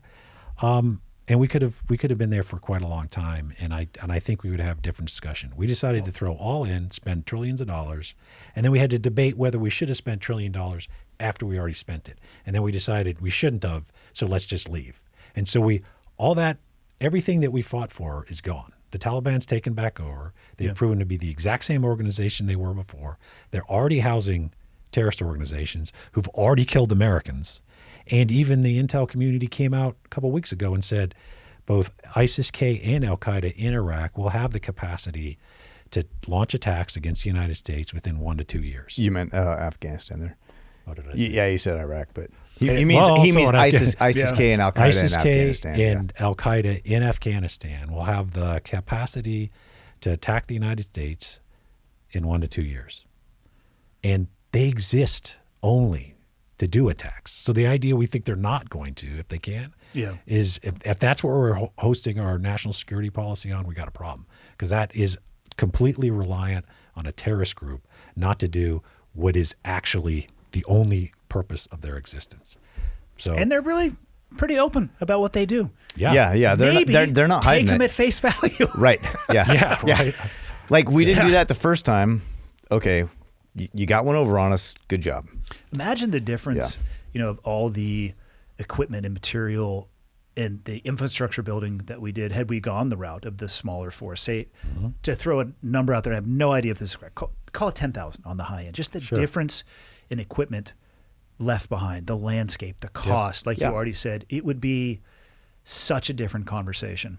Yeah, absolutely. Because if we have to go back now, say in 1 to 2 years, Al-Qaeda or ISIS, who's competing to do a more substantial attack against this, right, does a substantial attack. We're going to go back, and like Olly already pointed out, we're going to have to fight our way back in with the Taliban that has $83 billion worth of our equipment. How ironic will that be? 14,000 sets of night vision. Think about Seriously? that. Yeah. You and I both know what that means, right? Yeah, we do. That's the technological advantage on the battlefield makes a massive difference. Saves lives. And that, what you're talking about, them having access to those MVGs, I don't care. They're probably Gen 3, Gen 4. Mm-hmm. I mean, they're good enough that it's gonna level the playing field, and it'll have a substantial difference. Yeah. So towed artillery. Yeah. Yeah, that's what we got out of deciding that we didn't want to do it anymore, or declaring the end to the war. It was more of a surrender, to be honest. What year did Bush declare that combat operations were over on that fucking aircraft carrier? That was for Iraq. Just to give him a little. Was that in 2005? Well, it's not like they really ended after he said that anyway. Take Iraq, for example, right? So we decided to leave in 2011. Did we though? Did we really leave? Oh, we did leave, and then we had to go back. Left. Yeah, we had to go back because it turns out that the Iraqi army wasn't really ready to take on ISIS when they. And then by 2013 to 2014, ISIS had taken over Mosul, Tikrit. We had to put together an 80-nation coalition to defeat ISIS in Iraq and Syria. It was about the size of West Virginia worth of territory that ISIS had completely controlled. So if you're really wondering, like, what happens when the United States just decides that they don't want to do it anymore, well, that's it. Yeah. And in Afghanistan, it happened almost instantaneously. So Taliban took back over immediately, and terrorist organizations obviously operate freely there. The decision to leave Iraq, do you think that the people that made that decision truly believed that the Iraqis were ready? Or do you think that they realized it's either now or never? We're either going to commit to this on the long haul, and we're going to have to fight that political battle, or we're going to pull chocks and it is what it is? I would hope they thought the Iraqis could handle it, because if they thought, hey, let's pull out, the Iraqis will get annihilated, and then we'll have to go back in there. I mean, that would be, I hope they wouldn't do that. I would hope that's what they thought too. Yeah. If I'm being totally honest, I have my doubts. It could be. Maybe they just decided to, like we did in Afghanistan, just kind of wipe our hands clean and just walk out and hope the best happens. And the best usually doesn't happen when you do that. So one could argue whether we should have gone to the war in Iraq in the first place, but that's another conversation. Yeah, for sure. No, I was just going to say, so if I, is the common denominator in some of the in these two decisions, the Afghanistan and the Iraq decision, is it politics? Is that the common denominator? Again, my life in both of those environments was, it existed at a very myopic scope of day by day. This is what we are being. This is the lines of battle that we are going to pursue. This is, you know what I mean? We're going to try to assist these battle space commanders by achieving these objectives. I didn't see it upstream. I didn't see what they were getting briefed, and upstream from that and what they were getting briefed, or the decisions or the policies that were being made. I don't know if it's political. I don't know if the military leaders at the top realize, like, fuck, we either stay forever or we cut our losses and we leave now. That's what I'm saying. I would have loved to have been a fly on the wall in some of these decisions to actually hear what is discussed. So I can tell you, as being there, the military has a predominant voice in there. The uniform military, obviously, the policy people are the ones that make the policy. But every meeting I went to, I had a counterpart from the Joint Staff. So they're not there to present or promote a policy, but they're there to say, yeah, that can't be done, or that can be done, or that could be done, but it's going to take this, this, and this. So there is a predominant voice of the uniform military and of the CIA, the other action component, basically, of the U.S. They don't promote, like, I think we should invade Iraq, but they're there to say, it'll take this many troops, we present, it'll cost this much, we'll lose this, estimates. They are there to say that, and that's part of the discussion. I can tell you that for sure. Who are the decision makers in that room? So if they're there to provide information, who is making the informed decisions? So it's an interagency policy. It's called the Policy Coordination Board, right? So that's at a lower level than you have where I was, which is kind of the deputy assistance level. Then you have the deputies, and then you have the principals. So you're Secretary of Defense, Secretary of State, et cetera. And then, of course, the president's there. Then it becomes what's called the actual NSC, the National Security Council. And so that's how the decision is made. A lot of decisions are made at a lower level that just don't matter as long as all the agencies agree. Then it can be made at my level, or the level I used to be in. If you don't agree, then it has to go up, and it keeps going up until there's agreement in some form before it has to hit the president, because you certainly don't want him or her to have to make every decision when it comes to national security. Or probably the least qualified person to make that decision. Sometimes, yeah. Sometimes, yeah. I mean, fuck. I understand they have the most powerful office or desk in the land, but that doesn't mean they're an expert. Like, not necessarily. Yeah. And that's why I worry less about who sits in the seat and more about the team that they bring with them and how they utilize that team. Sure. And I think, yes, there's, and we don't do politics, but there's political considerations at play, of course. You can't take that out. But there's also very informed decisions with the military, the uniformed military, and the intelligence community. That's also an aspect of it too. And sometimes you just get it wrong, I mean, but I think the process, if it works the way intended, is probably the best process we could have. You have to sit there face to face at a table like this and make your point. And that's the way it should be, because whenever you separate people, all of a sudden they get transient. And it's a lot easier to be really argumentative over email for sure. It is like we're sitting right here. Right? So where do you think the decision was made to just immediately, I'm going to describe it as eject from Afghanistan? So that's a good point, because the entire military chain of command testified, which is unusual, that they disagreed with it. So from General Milley, who's the chairman of the Joint Chiefs of Staff, General McKenzie, to General Miller. I don't know if he testified, but even Secretary Austin said, as Olly said, we should have kept around 5,000. Yeah, and they were all unanimous with it. And it took them to bring them in under testimony and under oath to get that from them. Yeah, but that's where they were, and that was the advice, and that was their position when it came into the National Security Council. And that was their position in the previous administration, because that's when I was there. Yeah, they were unanimous, and at the time it was Secretary Esper. He agreed. All the ones I just named all said, keep a residual force, keep what we fought for the last 20 years. Understand it might not have been perfect, but leaving isn't going to make any of that change.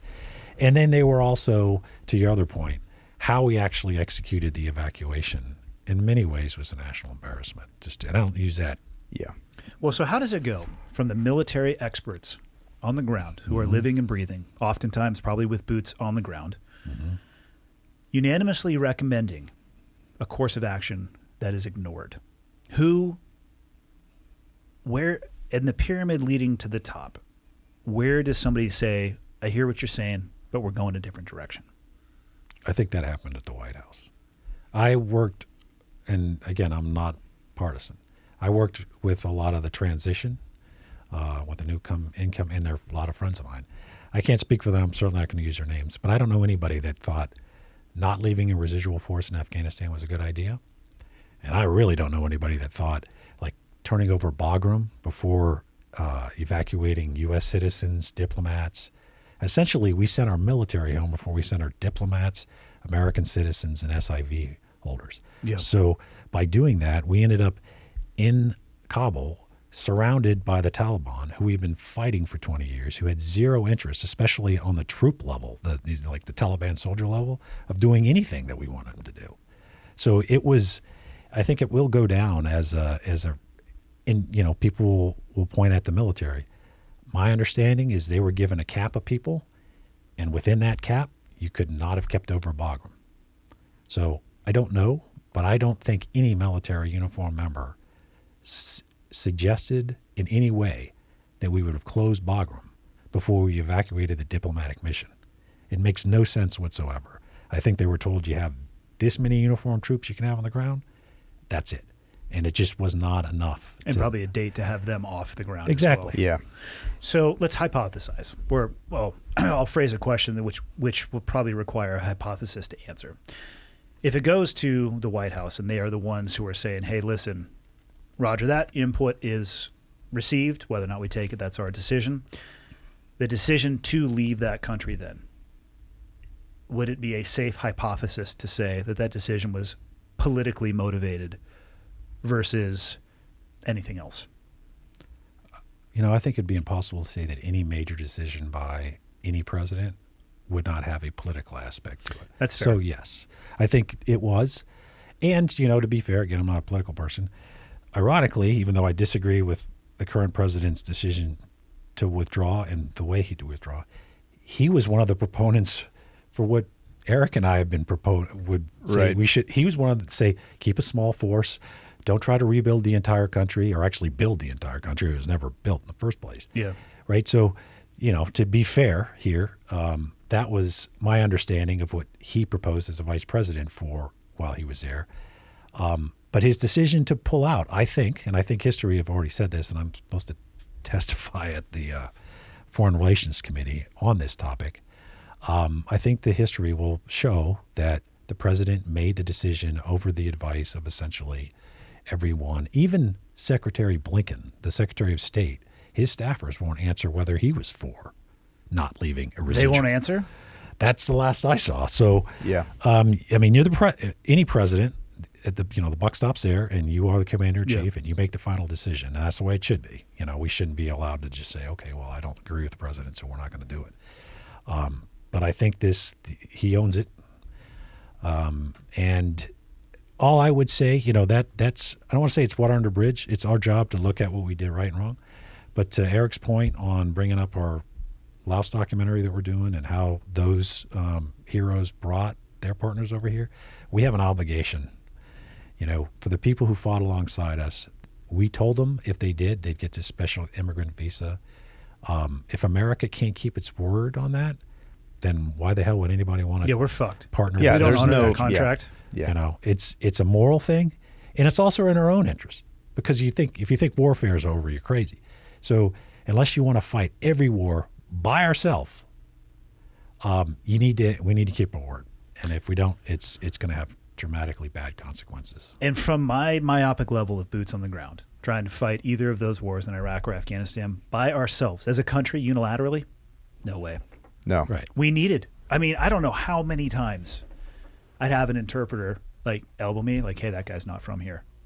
They look. To to my eyes, they look Sure. exactly. That happened in both countries, by the Yeah. way. Hey, something's wrong. That's out of place. Right. That was completely and utterly transparent to me. Much like where anybody, well, just imagine anybody who's lived at a house for their whole life. Mm-hmm. You come and go every day and come back. That's weird. My car, well, maybe not car keys because you probably went every day. What a shitty analogy. My special cask soaked bourbon bottle. That's weird. It's over there instead of over here. Somebody visiting your home would never know that, but Right. it's intuitive to you. We have to have that level of buy-in. And again, having never touched Hoa or everything over in Africa, I would imagine it's probably the same. You have to have that. It's actually it was exponentially more important because we had a lot less invested as U.S. in those places. So you were still trying to get to the same results with a much lower investment. So you had to rely on the partners to a much higher level. It was heavier in the buy with and through. Yep. Yeah. What's the current state of Afghanistan now? Where we are with, I mean, it's not on the news anymore. What did it last? A good two weeks? Probably as it was going on, and a lot of that was focused more on the service members losing their life. And I think, depending on the network you choose to turn to, it was a lot of like, this is all, you know what I mean? Like pointing fingers, which helps nobody. No. What's your guys' understanding of what's going on in Afghanistan now? So, I mean, to be fair to all sides, this policy of departure was crossed to two administrations. Yeah. Right. So, again, we're nonpartisan, but if you're going to nonpartisan, you can still point out problems on both sides. So, those are pointing a lot of fingers. I just hope they would look at it for what it is instead of just making a political advantage. The current state of Afghanistan is what, unfortunately, the IC predicted. It is collapsed. The economy is on the verge of just essentially disintegrating. So which you say, well, what does that mean? Well, it's going to be hard for people to get food. The winter's closing in. Nobody's growing food for large groups because they're just focused on themselves. It can really get bad. And so when it started, and George is the one that linked us up, and he's in the group I was in. So TF Dunkirk was a small group of vets from Afghanistan, every service, Green Berets, MARSOC Marines, and SEALs, and agency people. I was like the token agency guy, I guess. People that had investment in their own personal life, time, sweat equity, blood in that country. Yeah, and a lot of the Afghans were reaching out to us, and so we didn't know what to do. So we kind of formed a group together. They used the name from obviously the historical reference with the British. And then all these groups started from almost whole cloth. So there's Argo, Pineapple, all these other groups, all done great things. And everybody was trying to figure out how to do the same thing, get people to the airport. And it was through a lot of connections, especially with the Marines, but also the soft guys on the airport to actually coordinate how to get there. They were doing, now it doesn't matter, but throwing up ladders at certain places because everybody was consolidating at the Abbey Gate. We'd get them over the wall somewhere else, or they'd open a gate that never opened, but it was all coordinated. And that, I think it had its own problem, but it was successful in many ways. But now, after that, like you said, the cameras have turned off and they focus on other things. The problems haven't gone away. It's incredibly difficult to get people out of that country. And it's the Taliban, they started off saying kind of the right stuff. They're not saying anything anymore. They are exactly the same organization they were when 9/11 happened. Yeah. And they're brutalizing their population, and they're going after the very partners that fought alongside us. So, and then you have the whole resettlement side, which is also going to be a challenge. So, from our perspective, I'm not the spokesman for Dunkirk, but we advise all these NGOs. It's now been set up. It's a volunteer thing to do this, and it's going to be long term.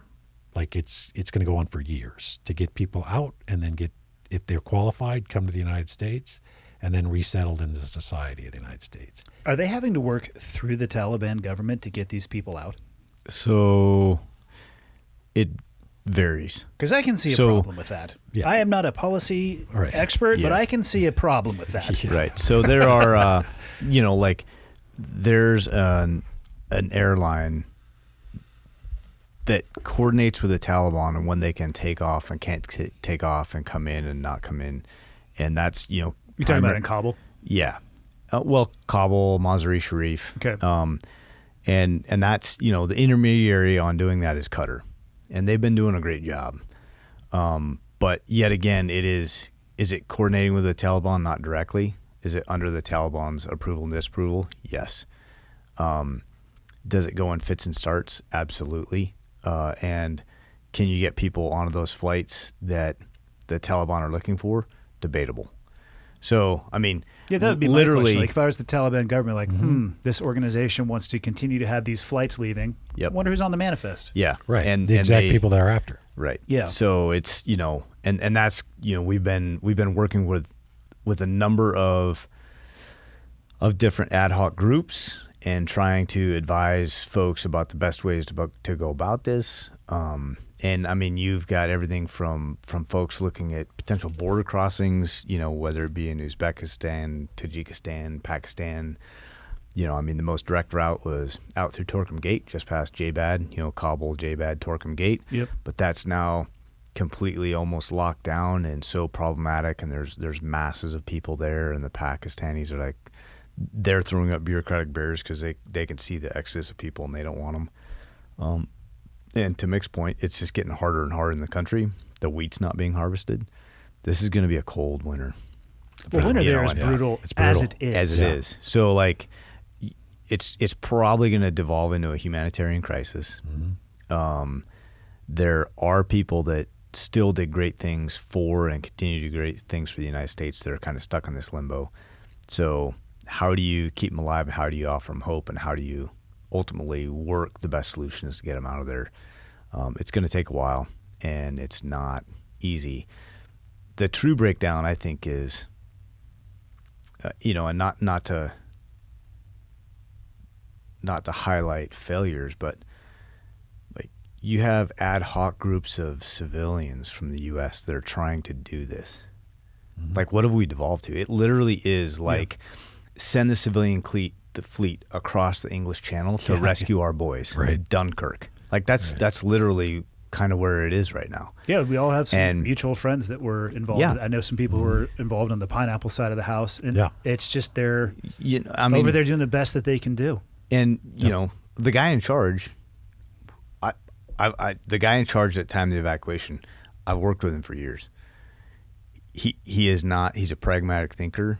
He absolutely knows how to put together sophisticated plans, whether they be for rescuing hostages or countering insurgencies or building nations. He would never make those decisions. I know this. Like, he was put in a very hard situation and dictated troop numbers and timelines. That's because that's not the work of this man that I know. No, the military did a Herculean job to get the people they did get, 120,000 plus.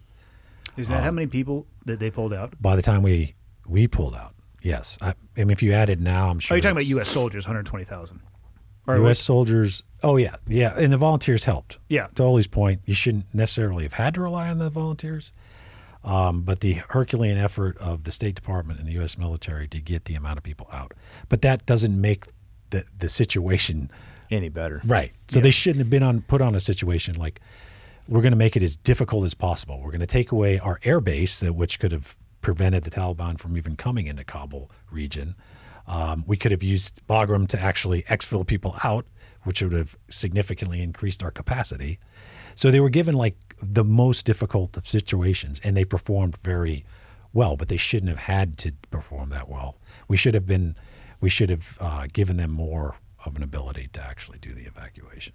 Yeah, again, I look at it from the boots on the ground perspective. Like, okay, let's look at the history of this country. Let's look at the people there that we have been and are fighting. Let's look at the likely responses that are going to come from us leaving this country, and let's work our way backwards. Yeah. Let's go with the worst case scenario and assume that this thing is going to collapse on itself, which is what I think most people who served there thought it was eventually going to do. Sure. Pull out those people first, then the military goes, and it's probably still not going to be perfect, but it seems like it'd be a hell of a lot cleaner than trying to navigate your way through a crisis where American lives and a fucking ton of Afghanis lost their lives too. Yeah, with that suicide attack. Yeah, it was like 170 Afghans. And what did they load up a vehicle? No, it was ISIS, basically kind of like the Jordanian bomber there in Coast. It was just totally loaded up with explosives and walked in. Single guy did all that? Walked into the crowd, Holy yeah. 35 shit. pounds of Yeah. explosives. Yeah. Of a guy that we let out of, they let out of prison at Bagram. So he came from Bagram after the Taliban let him out, loaded up, and killed, almost 200 people. Fuck. So, yeah, it's How many people do you estimate are still there that the United States needs to get out? Thousands. So I guess they updated their AMSITs to almost 300. The question is, like, how many of them actually want to leave? I don't know. But I was going to say that. Some of those people Yeah. probably want to stay. I don't think the Taliban would go after the AMSITs. That would be incredibly bad idea. But the CIVs, right, the Special Immigrant Visa, not only do they want to go after them, those are the people they fought. So if you look at it from the Taliban perspective, it isn't just, well, these are people that like the United States and we don't like people that like No, they the took United up States. arms against us. Yeah, right. They Yeah. were fighting them. So they're after them. They're tracking them down. They're looking for them house to house. So those are the most difficult people to get out now because if they, to your point, do you want to be the guy with the special immigrant visa that says you fought at the Afghan National Army that gives it to the Taliban guys and say, I got to go to the airport? He's They're like, oh, yeah, no, you're actually you're in not this going." line over here. Yeah, right. Yeah. Why is there a shallow ditch over in I that know, line? right? Don't worry about that. We'll talk about that when we get to the fucking ditch. Yeah. So those are the people, and that's why I say it's going to go on forever. Now we're helping out,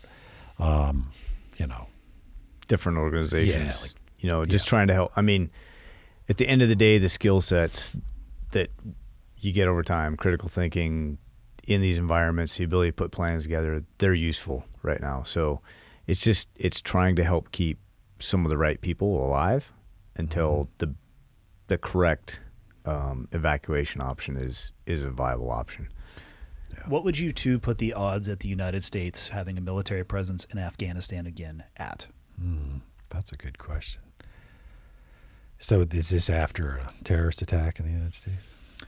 Sure. It would still be really hard to see policymakers go, yeah, let's go invade the country again. I think it would depend on It'd what be happens. Really difficult. I think they would look for a soft intel force that had the capacity.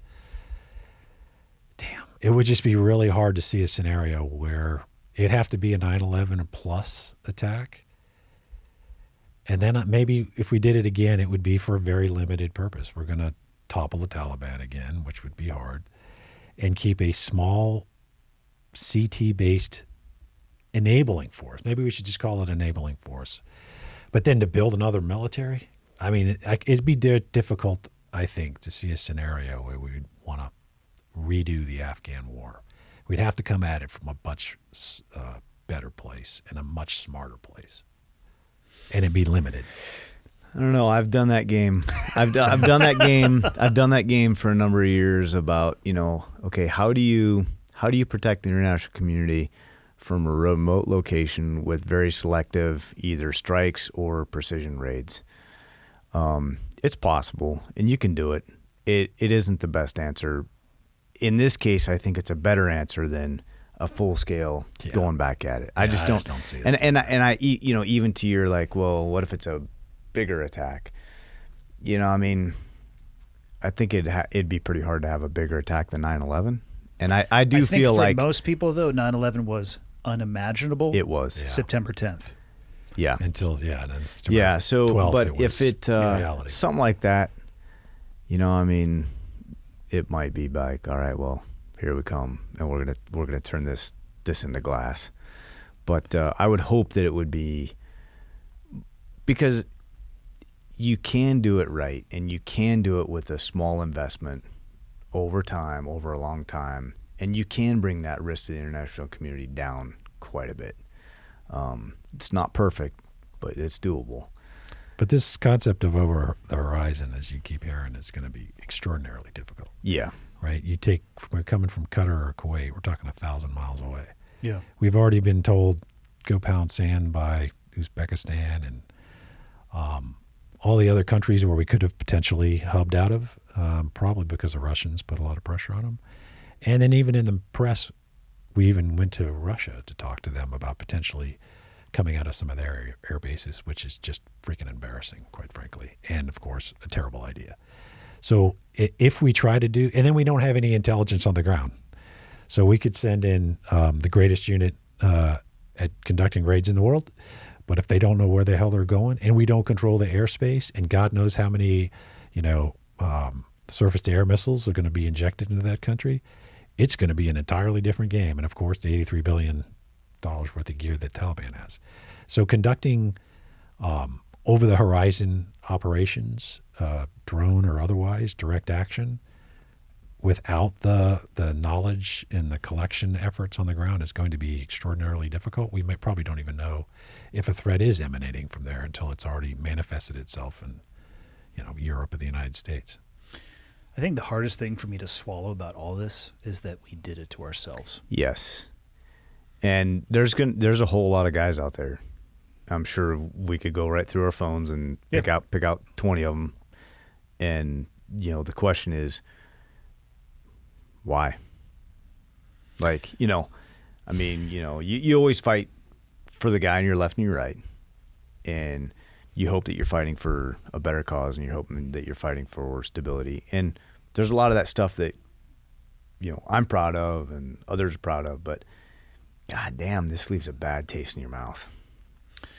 It does, and I've had quite a few people reach out about that. Like, what do you, not surprisingly, at least in what I saw, the suicide rates among those that served spiked shortly after the withdrawal from Afghanistan, because a lot of people, I think, and I'm hypothesizing because I obviously wasn't there to have conversations, they're equating the value of their service with what happened at the tail end of our involvement in that country. And, the only advice that I was able to land on, even for myself, was that, at least in my understanding, it was never actually about Afghanistan, right? We went there to deny the area or an ability for people to train, to kill those that did train and perpetrated the attacks on 9/11. Yep. But we were never there to build Afghanistan, because rebuild is an interesting term. You have to build it and then destroy it before it can be rebuilt. It's never built. Correct. Which is another, fourth or fifth world. I usually say between 2 to 3 centuries behind when describing most places of Afghanistan. Sure. But I think that the people who served, the only way that they'll be able to wrap their head around it, or to maybe have closure, hopefully, is to focus on the reasons that they were there. Mm-hmm. So that it didn't happen again, which it didn't in the time that we were there. Now, obviously, you can't forecast in the future, or the person to their left or right, and they can't value their service based on a decision that I think we've pretty clearly outlined occurred at a level that was so far above their head. Right. Or ability to influence. In the ozone layer comparison to where they were. And it's, in saying all that, it still feels shallow, because at the same, I spent years of my life over there, and it sucks to see what has happened. And I fall back on the guys that I was there with, or the successes that we did have, because there were plenty of failures as well too, and I try to balance the two. But at the end of the day, I try to remember why did I go to Afghanistan? Why did I want to go to Afghanistan? Because I wanted to make sure 9/11 didn't happen again, and I wanted to go after the people that made it possible and deny that. It's conceptually easy to say, but I think it's hard to really get people to grasp onto that concept. And I don't know. I wonder if it'll, just like with the potential partner forces who are looking at the way we departed. For the younger generation who's watching this withdrawal from Afghanistan and seeing what is happening and how the United States is conducting itself, I wonder if it'll have an impact on their desire to serve.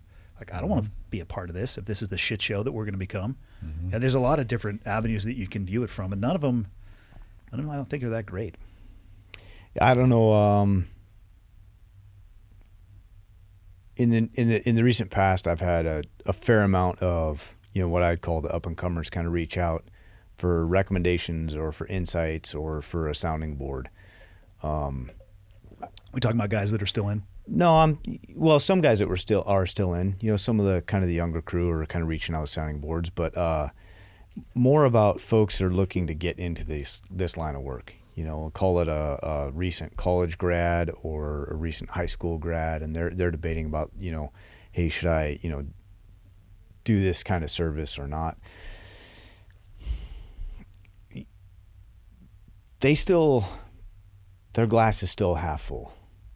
They're energetic, and they're definitely they're willing to apply their intellect and get behind it and do it. So to that, it kind of gives me a bit more hope. But my concern is more about the dogs that were in the fight for a long time that do have that kind of that sense of, was the service worth it?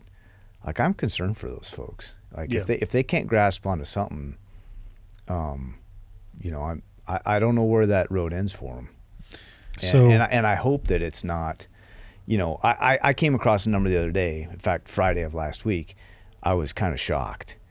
So we've lost just about 6,000, between 6,000 and 7,000 service members in combat since 9/11. Do you know how many have taken their lives since 9/11? It's multiples of that. 114,000. That's a problem, right? So, yeah, that's a pretty startling. Yeah, and comparison. I consider myself to be a pretty versatile guy, right? Selected again and again and again. You always come up to the line again and again and again. You're teachable. You'll apply everything you got to it. I was like, suicide. Like, I would never contemplate suicide, but I've always had some driver in my life. If I didn't have a driver in my life as a type A personality, I don't know where I'd end up. But 7,000 in combat, this is called 115 to suicide. Hey, this is not going to work. So we help host, Lobo helps host a lot of the veterans that come up here for their retreats. So memorial foundations, Whitefish, real popular. And there's a huge veteran community, as you know, around here. Surprising, actually. Yeah. It's a lot of... it's changed. There's a lot of JSOC up here, to be honest. That's a super new aspect to this place. I consider it to be a good side. I'm like, yes, my it's people going are to be there. the last. Yeah. It's going to be the last holdout of the zombie apocalypse. sure. I'm pretty sure it's going to be out here in the valley. But my point being is, we see them all the time, and these are, we just hosted, I won't get the number from my unit because I don't want to, but incredibly large amount of Gold Star wives. Right, so it's a different conversation when you're talking to them about why their husband isn't here anymore, right? Right. We host Gold Star kids, and it's even different conversation. And I have 4 goddaughters are all Gold Star daughters, so it's something that we're going to have to deal with because it's hard enough to. I mean, even if it was World War II and your dad died in it, and we won and we defeated Nazism and we defeated Imperial Japan. It's still hard to talk to a child about losing their father, but that's not the way this ended. Yeah. This ended it. It ended, I think, the wrong way and in an incredibly embarrassing way. And then we lost 13 more people. So now we have 13 more. So it's something that the U.S. might want to move on from Afghanistan and Iraq for that matter, but they shouldn't move on from the vets of Afghanistan and Iraq because that is a representation of the country. Whether you agreed with the war or not, doesn't matter. The United States chose to undertake the war, and all these people, casualties from it in their own way. So that's something that I think will be the legacy of this, and it needs to be a legacy that we as a country embrace. Not just the vets for sure, but also all the other people that were left behind from that. 50 years from now, if they're still making textbooks, even though I assume they'll likely be digital documents, how do you think they will write about the war in Iraq and Afghanistan? Do you think it will go in the W column or the L column? I think the war in Afghanistan will go in the L column. I don't know how you'd have to be a serious spin meister to our strategic objectives going into Afghanistan was remove the Taliban from power because they safe havened a terrorist organization. They're now back in power, and there's already terrorist organizations. So now there's one that didn't even exist on 9/11, ISIS, right? So I don't know how you could do the math to say that this was a win. It was a loss, and it was a loss that we negotiated, which is really the greatest superpower in the world negotiated a surrender, and we didn't even include our partner that we fought with alongside for 20 years. But there's nothing we can do to change that. So I'm really pushing with, this discussion now is you still have to focus on the people who fought the war and the people who were so affected by the war. Gold Star kids, Gold Star spouses. Yeah. The next generation, we also have a situation where there's like a military class in this country. You can see the connections. It's like a father-son thing now. Yeah, it's a family business. It's a family business. So it's easy for the rest of the United States. So that's their issue. And I'm not saying they are. 0.05% of the population is served. Right. Down from, I think the peak was 11% in the Deuce. Right. Which is how I like to refer to World War II. Yeah. The Deuce. Preceded by the Un. I don't know if they would like that. Ooh, deux, trois. They probably called it the Deuce. The Deuce. I don't know. It has two names. No, I agree with Mick. It's just hard to see those two efforts in the win category. Love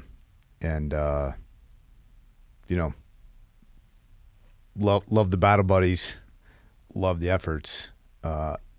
Definitely some good things came for the safety of the community, the international community over time. Absolutely. Yep. But overall, no. Strategically, we went there for terrorism, and we left because we were afraid we were going to get attacked again. Yeah. So that quite simply to me is failure. And for Iraq, we tried to put a bow on it, and we left, and the most horrific terrorist organization that we've seen in the recent history came out of it. Mm-hmm. And we've effectively bottled them up into a penitentiary style thing. But if this were the war on drugs, did we take a bunch of criminals that were smart in dealing marijuana and put them all into a penitentiary, and they all left a California penal system with a PhD in selling cocaine? Yeah, they're coke dealers now. Yeah, that might be what we're seeing. History's gonna be determined here. I think it's a little bit more of a question mark with ISIS, but the spawn of ISIS was Iraq. So, and we've told the Iraqis, you might want to have us back in a couple months, because we've told the Iraqis we're all out at the end of the year. So, I mean, according to the government of Iraq, we haven't even asked to keep any advisors there. So we could see a full withdrawal from Iraq within the next 2 months, and then we'll see how they do. And if it's, to Olly's point, becomes an ISIS caliphate, and that was one of the most significant terrorist efforts in history. They literally controlled millions of people in territory the size of West Virginia. So hopefully we have helped build their military capacity in a way that's more aligned with fighting an ISIS type, but we'll see. I mean, do we really want to leave our own security in the hands, not the U.S. military, in any capacity? And my answer to that is no. We could have kept a couple air bases, not our air bases, the Iraqis, with capacity. We could have kept specialized units. We could have kept intelligence capability. And it's also in the interest of Iraq. I mean, the government of Iraq doesn't necessarily want to fight another ISIS caliphate either. Yeah. So we're going to find out in a couple months how that goes. So to go back to Afghanistan, just because I'd be remiss not to ask you guys this, because I get asked this a lot. There are people in the U.S. who want to do everything they possibly can to help with the efforts of keeping people alive and getting them out of Afghanistan. Mm-hmm. Mm-hmm. Where would you direct their efforts towards? Do you have any suggestions on how they could meaningfully do so? And my suggestion is don't get on an airplane and try to walk across the border. No. So that's not the yeah. That's not the right answer. Put your body armor with the Punisher skull on it back in the safe. Yes. With your AR and don't do that. Fucking calm down for a second. Wasn't there a guy that walked into Pakistan with a samurai sword, gonna go find Bin Laden? There was a guy that went on that. Probably was. Yeah. Good initiative, bad judgment. Bad judgment. Execution questionable. A for effort, F for judgment. Right now the backlog is it's within our own borders. I mean, we don't know how to take a bunch of Afghanis that 72 hours ago were in Kabul and integrate them into a community in Texas or Montana or California or Oklahoma. The people we did pull out are largely still on military bases, correct? They Correct. are, yep. Yeah. And so right now, what we have is an understanding is like, hey, don't bring any more because we don't know what to do with the ones that are here. Mm-hmm. And, people aren't going to want to hear this, but you can either pull and be part of the solution, which actually means doing something difficult within our own society on sponsoring people and trying to help integrate them into society. Because then that's going to allow us to actually get the rest of the folks that put it on the line for the United States out of Afghanistan. Because right now it's a backlog and we're not bringing any more over. Yeah. So I agree. And I mean, that's a real hard sentence to say. And I guarantee you that somebody listening to this is going to say, well, you need to sign up on that sponsorship list there, Eric Oehlerich. I mean, rightfully so. Maybe I should. So that is an your effort. skill set is probably being utilized elsewhere. No, I'm definitely putting time and effort into it. But, I mean, like, that's, at the end of the day, that's what's got to happen. Yeah. And that's going to fall to the everyday common citizen, some of them that decide to step up. To accept the resettlement. But there's actually a program that was just announced where servicemen and women can sign up to help host. Yep. Because, once again, who's going to be the best advocate for the Afghan National Army soldier People that's that coming? serve with them. Right. They'll be walking around their town saying, this guy fought next to me. You didn't fight next to me. I didn't see you out there, right? But this guy did. And he fought for the same ideals that we have. So I'm going to sponsor him in my town. If anybody has a problem with that, come to me. That's a different conversation, right, for most people. Yeah. When the hometown boy from Whitefish that, went and joined Special Operations is now brought a family here. So, my wife signed it up immediately, but it needs to be extensive because it's going to take a long time. But to your point, so Dunkirk, the old group that we don't take money, but we do advise groups. One of them is called Team America. Fucking terrible name. I know. I actually asked them. Amazing movie, terrible name. I asked them.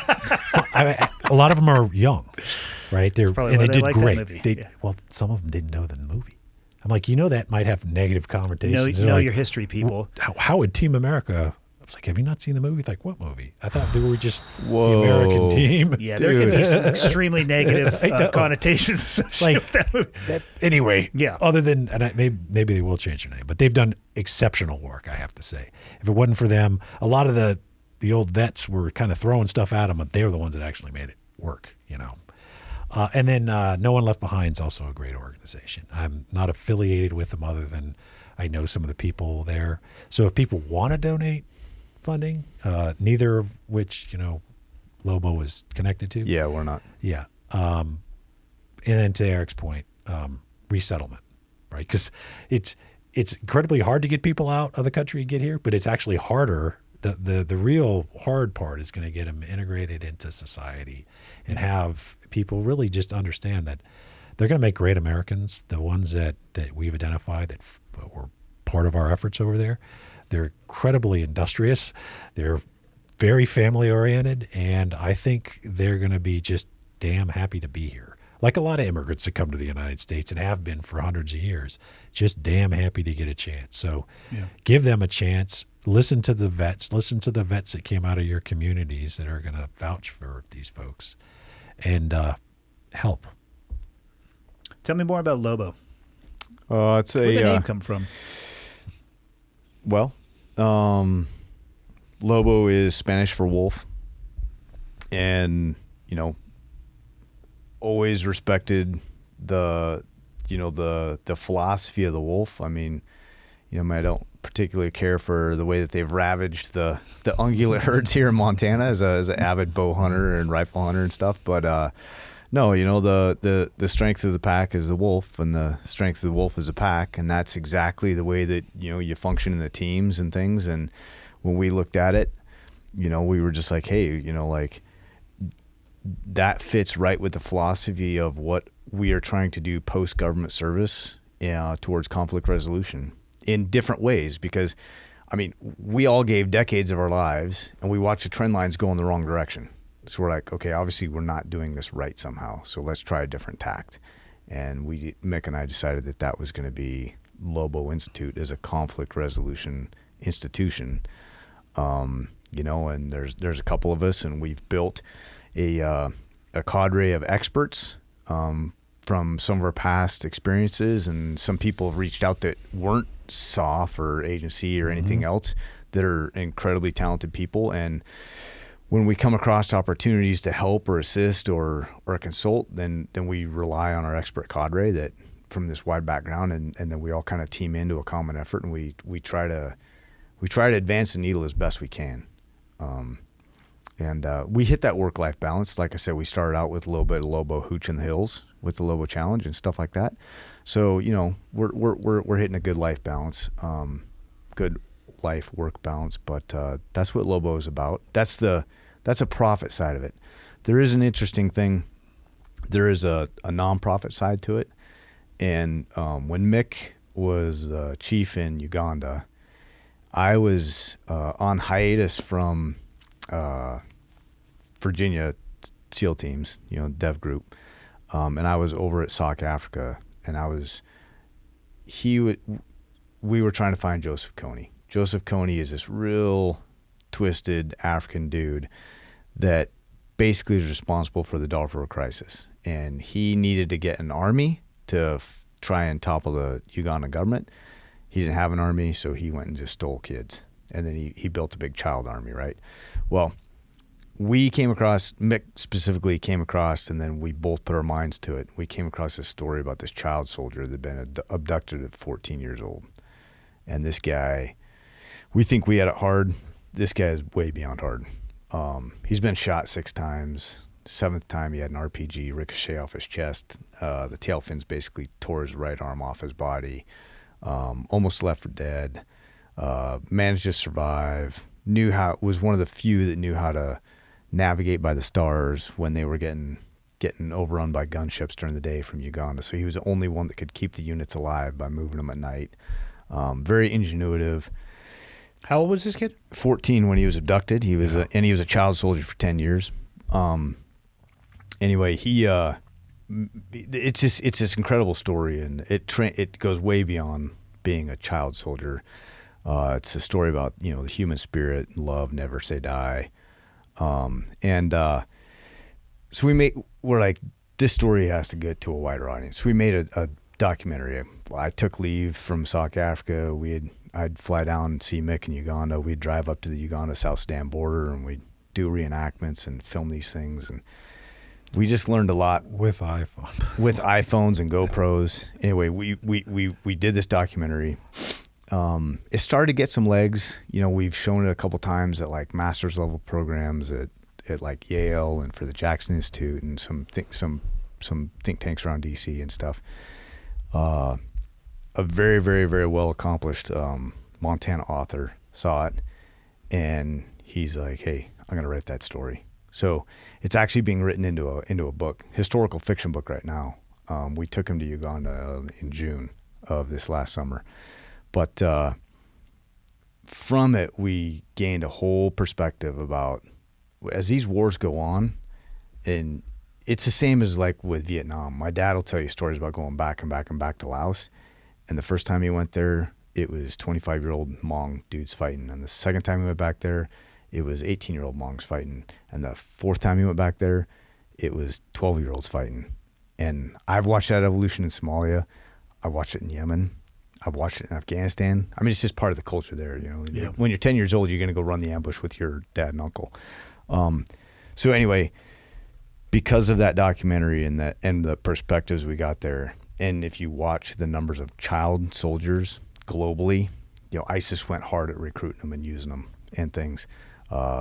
It's doubled almost yearly around the globe. So we started an NGO. It's called End Child Soldiering, and it's a niche, but we believe that it's a niche that over the long haul fits right with our conflict resolution. But it's at those that aren't making the decisions to start off wars, but end up fighting them with no decision of their own. And you're catching them early too. Yeah. So I mean, pre-radicalization, pre-experience. Well, some of it, I guess. Hopefully, pre-radicalization probably depends on where they're at. Depends on where they are. Yeah. So if you look at the strata of like economic influence, so these kids are in countries where they're all developing, of course, usually war torn in the middle of a conflict, and then they're the bottom. So nobody really cares, to be honest. But I would just say that, you know, if adults want to start wars, they ought to freaking fight them. You know what I mean? Because what we're ending up with is some of them are sponsored by states, right? So they've decided they don't want to send their folks to fight the war, so they'll go to a developing country and hire it out.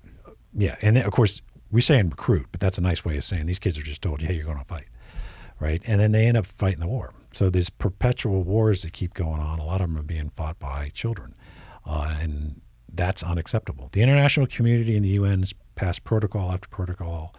We've passed laws in the United States unanimously. Like, it's not a partisan issue, of course. We're talking like 100 senators voting for the Child Soldier Prevention Act. The problem is we don't really enforce it.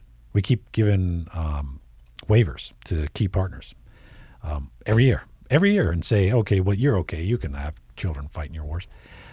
So for me and Eric, because of our involvement with the documentary and Anthony, and we know his youngest 2 kids are my godsons.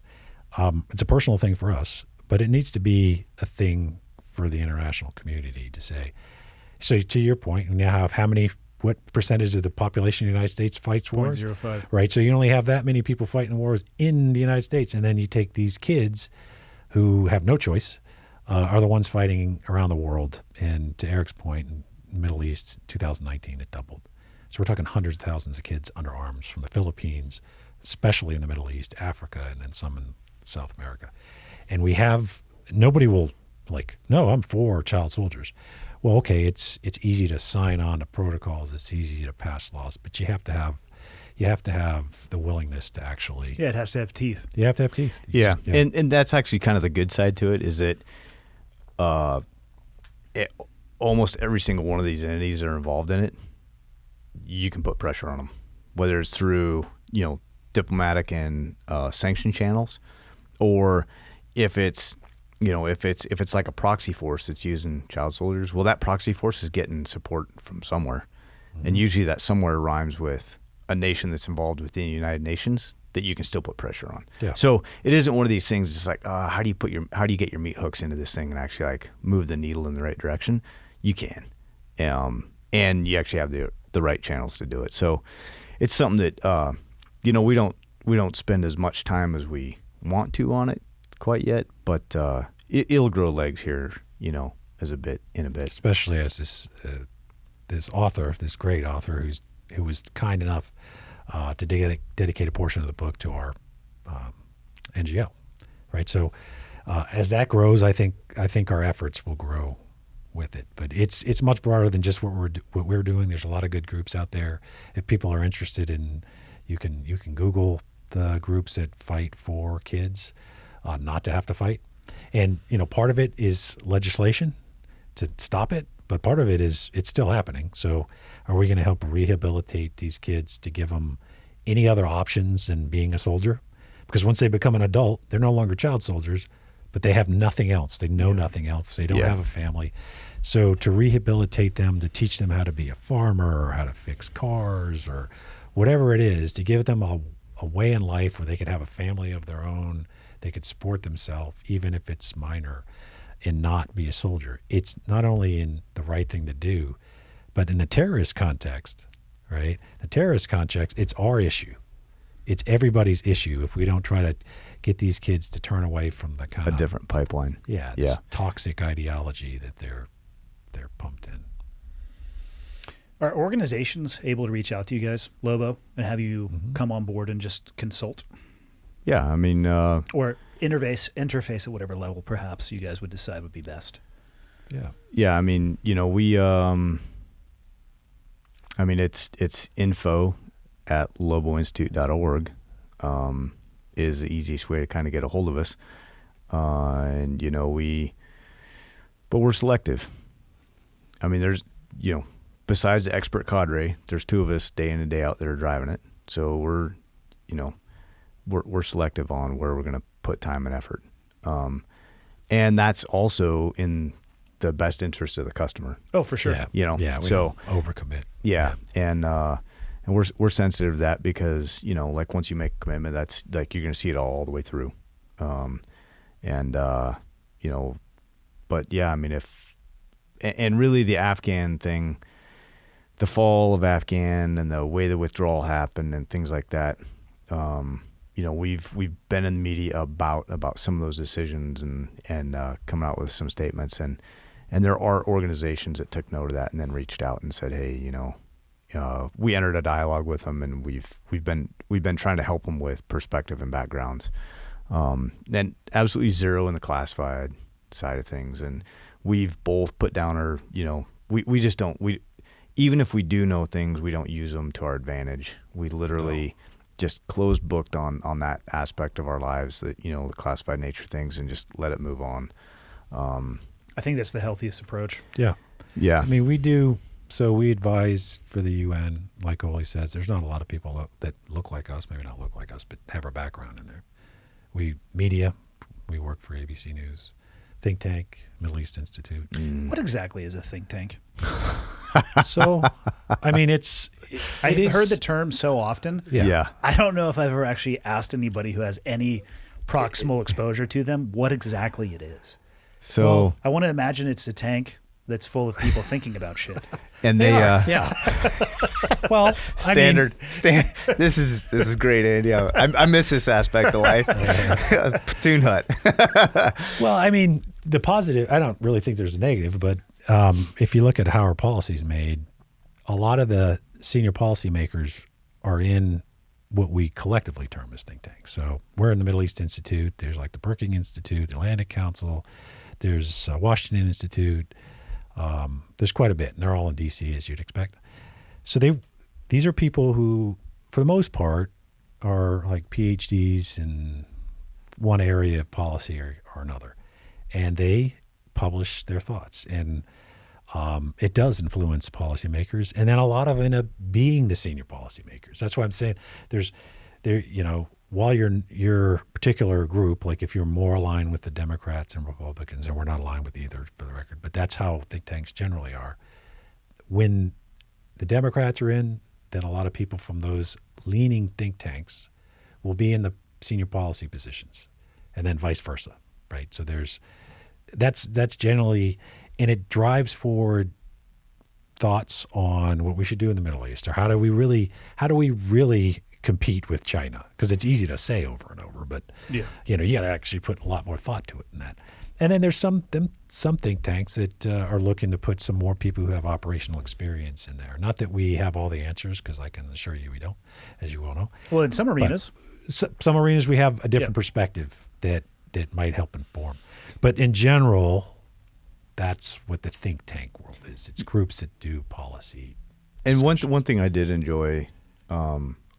And one thing that going from a practitioner on the ground to now, associated and working within the bit of the think tank environment. Let's say DOD is working on, let's say Central Command or SOCCENT, Special Operations Command CENTCOM. Let's say they want to look at the different aspects of what happens if Yemen stays as one country or is partitioned into two. So what are the different options there? What does that look like? And how would that play out over time with either option? Like they put a bit of money into a think tank and then completely independent view, but economists with a PhD that have lived in Sanaa for 4 or 5 years while they wrote their thesis, and 2-time ambassadors that have seen it through it, terrorism, no terrorism, successful, not successful, anthropologists that have been looking at it for a decade plus. That analysis and that write-up that they get is so independent than a lot of the groupthink that they would get out of, a military command. Like those are some of the ways that I've seen that think tanks have been very helpful and useful, and it does shape policy. It does start to kind of shape the dialogue and the options and things like that. So, yeah, I used to wonder too. I'm like, the hell is a think tank?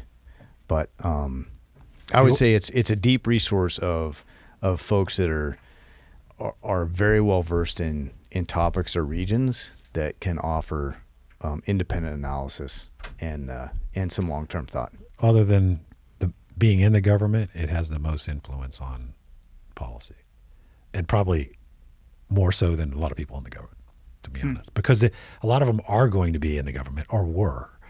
So it's almost like a bullpen. Yeah. I don't know if they would agree with the way that, this former PM CIA guy that spent just 2 years in policy. So I didn't want to caveat with that. I'm not, but that's the way I saw it, and in a positive way. Yeah. Hints of like making out with your cousin. You're a little close. I was trying to figure out where that analogy was. I was like, what the? It's they're very closely tied. They're very You're making out with a closely family member a little bit. Yeah, no, they are. There's a little bit of a perhaps undue influence. Those are the analogies and metaphors that I like. They resonate with me. I can understand some of them just they don't land with people, but that's where my head goes. I get it. Yeah. I think they serve a good purpose. I really do. And for our part, we'd have to ask the think tank persons, but I think we write papers that are not norm. Like we write like a lot about what I just discussed. Yeah. We had a paper that talked about, if you really want an effective way to deal with partners, just train them enough so they can beat the common enemy. Why are we trying to create a U.S. military in Iraq? It's never going to happen. A squadron of F-16s that nobody flies. Yeah. You know how many bullets you can buy for an F-16? So we write papers like that. I don't think that's the norm for think tanks, but we use our background, and hopefully that's helping influence, Makes sense to me. Yeah. Did we not cover anything you guys want to cover? We've been at this for almost 3 hours. Have we? Yeah. What happened? Man. Barry? He's going pee-pee again. Okay. He says it's the elevation. He's from Louisiana. We're at like 4,000 feet. Actually, we're under 4,000 feet. Well, I think he's under sea level in where he lives in Louisiana. Talking he's about actually in the kissing your ditch. cousin. Yeah. Just kidding, people from Louisiana. No, I mean that was Yeah, it was kind of good. all over the map. No, Well, where can people find you? So you said the info. I'm assuming you have a website. Yeah, we have a website. You can Google Lobo Institute. We pop up right there at the top. Yep. Do you guys do social media? It's a more dangerous battlefield than I both shy away. Afghanistan and Iraq. I shy away from social media, but we both have Twitter I only have LinkedIn. LinkedIn to use for a professional side of things, and that's it. I don't really do social media, but Mick keeps Lobo Institute up with Twitter and more things like that. He does a lot more of the media outreach than I do. Okay. By media outreaches, I just retweet other posts and shit. Yeah. We're kind of a two-man band, So people expect. I guess we probably shouldn't have said institute, but it gives the opinion that we have this. Well, we do have multiple think tanks working underneath you. Well, no, we've actually got an impressive bench of we do our Lobo cadre experts. and there's some hard hitting and very accomplished people. And not just in our field. So we have a lady who used to be a child psychologist for the United Nations in Syria. We have a former chief of staff for the White Helmets, which is a great organization, and we have a lot of NGO type experience. I mean, it is on purpose, not just our tribe. Yeah, but we looked at different avenues of people that have been very influential in helping with conflict. Yeah. And being a soldier is only one aspect of that. Right. Or being a super special soldier that's quasi a spy is also one aspect of that. But like the psychologist, I mean, she started out as a Syrian refugee in the 80s and 90s, right? So like and the guy that was the chief of staff for the White Helmets, like he's Syrian. I mean, he was like the guy wearing a white helmet going into buildings that the Russians had just bombed in Aleppo, right? But these people get conflict. Mm-hmm. So these are the kinds of people we have on the bench, and these are the types of people that we try to get put onto the best projects to help move the needle. Yeah. We've had some swings and a miss. I mean, we put together a really I'm biased, but a great proposal to get after delivering education curriculums to children in a refugee camp on the Syrian border called Al-Hol, which is it 70,000 people? 70, I think 70,000 people and like 7,000 or 8,000 kids that have no other way. It's like 50,000 of them are women and kids. Yeah. They have no other avenue out of that camp. They were in there because they're all ex-children of ISIS or orphans of ISIS or widows of ISIS. And so, we put together a proposal. It was like, hey, okay, let's take internet, get an internet hub there, start running a couple surveys to figure out the levels of extremism that are in there, and then start delivering education curriculum remotely so that you can do it safely, and start giving them a path that's not associated with where they came from. No takers. We couldn't get it. We couldn't get over the goal line. But shit, I mean, ask for it. Yeah, I mean, if you have a better solution to figuring out what to do with those 70,000 people and 10,000 kids, I mean, you bring it. I'd love to hear it. But so I mean, Lobo, it's you got to get back up, dust yourself off, keep moving. It's been fun. This thing's gonna run. It will. Well, I love the fact that you guys are here in the Valley, and I would reach out if you guys ever want to come back and sit. Like if anything pops up that you guys feel would be important to discuss, because like I said earlier, I appreciate the perspective from just a different atmosphere than I had ever worked at, because honestly half the time you're like, who the fuck is making this decision? That's what I used to say until I was there. That's so classic. Me. Oh, God. Yeah, you're like, who is this asshole that's telling me I can't do this? Yeah. Fuck that guy. We're doing it anyway. We'll find a way. Been there. I'll let you guys close it out. Closing thoughts? Mick?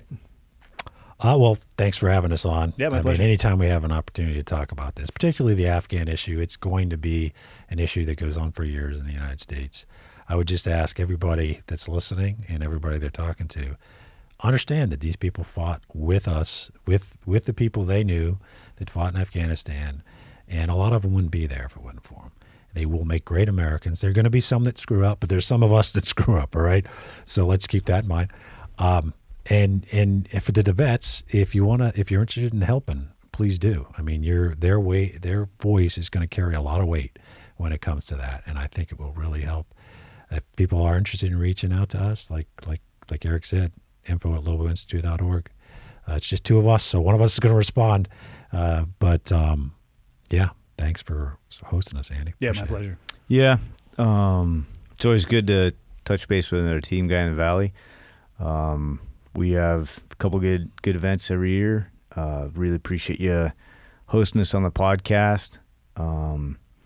We tabled a number of topics, whether it was just getting a general background into some of the SOF or intel type things that have occurred over the decades, an independent look at Afghanistan, some of the factors that go into things like Afghanistan that people may or may not be aware of, like the dynamics of policy or the long-term impact without finishing the problem, like refugees and kids and isolated kids and extremism.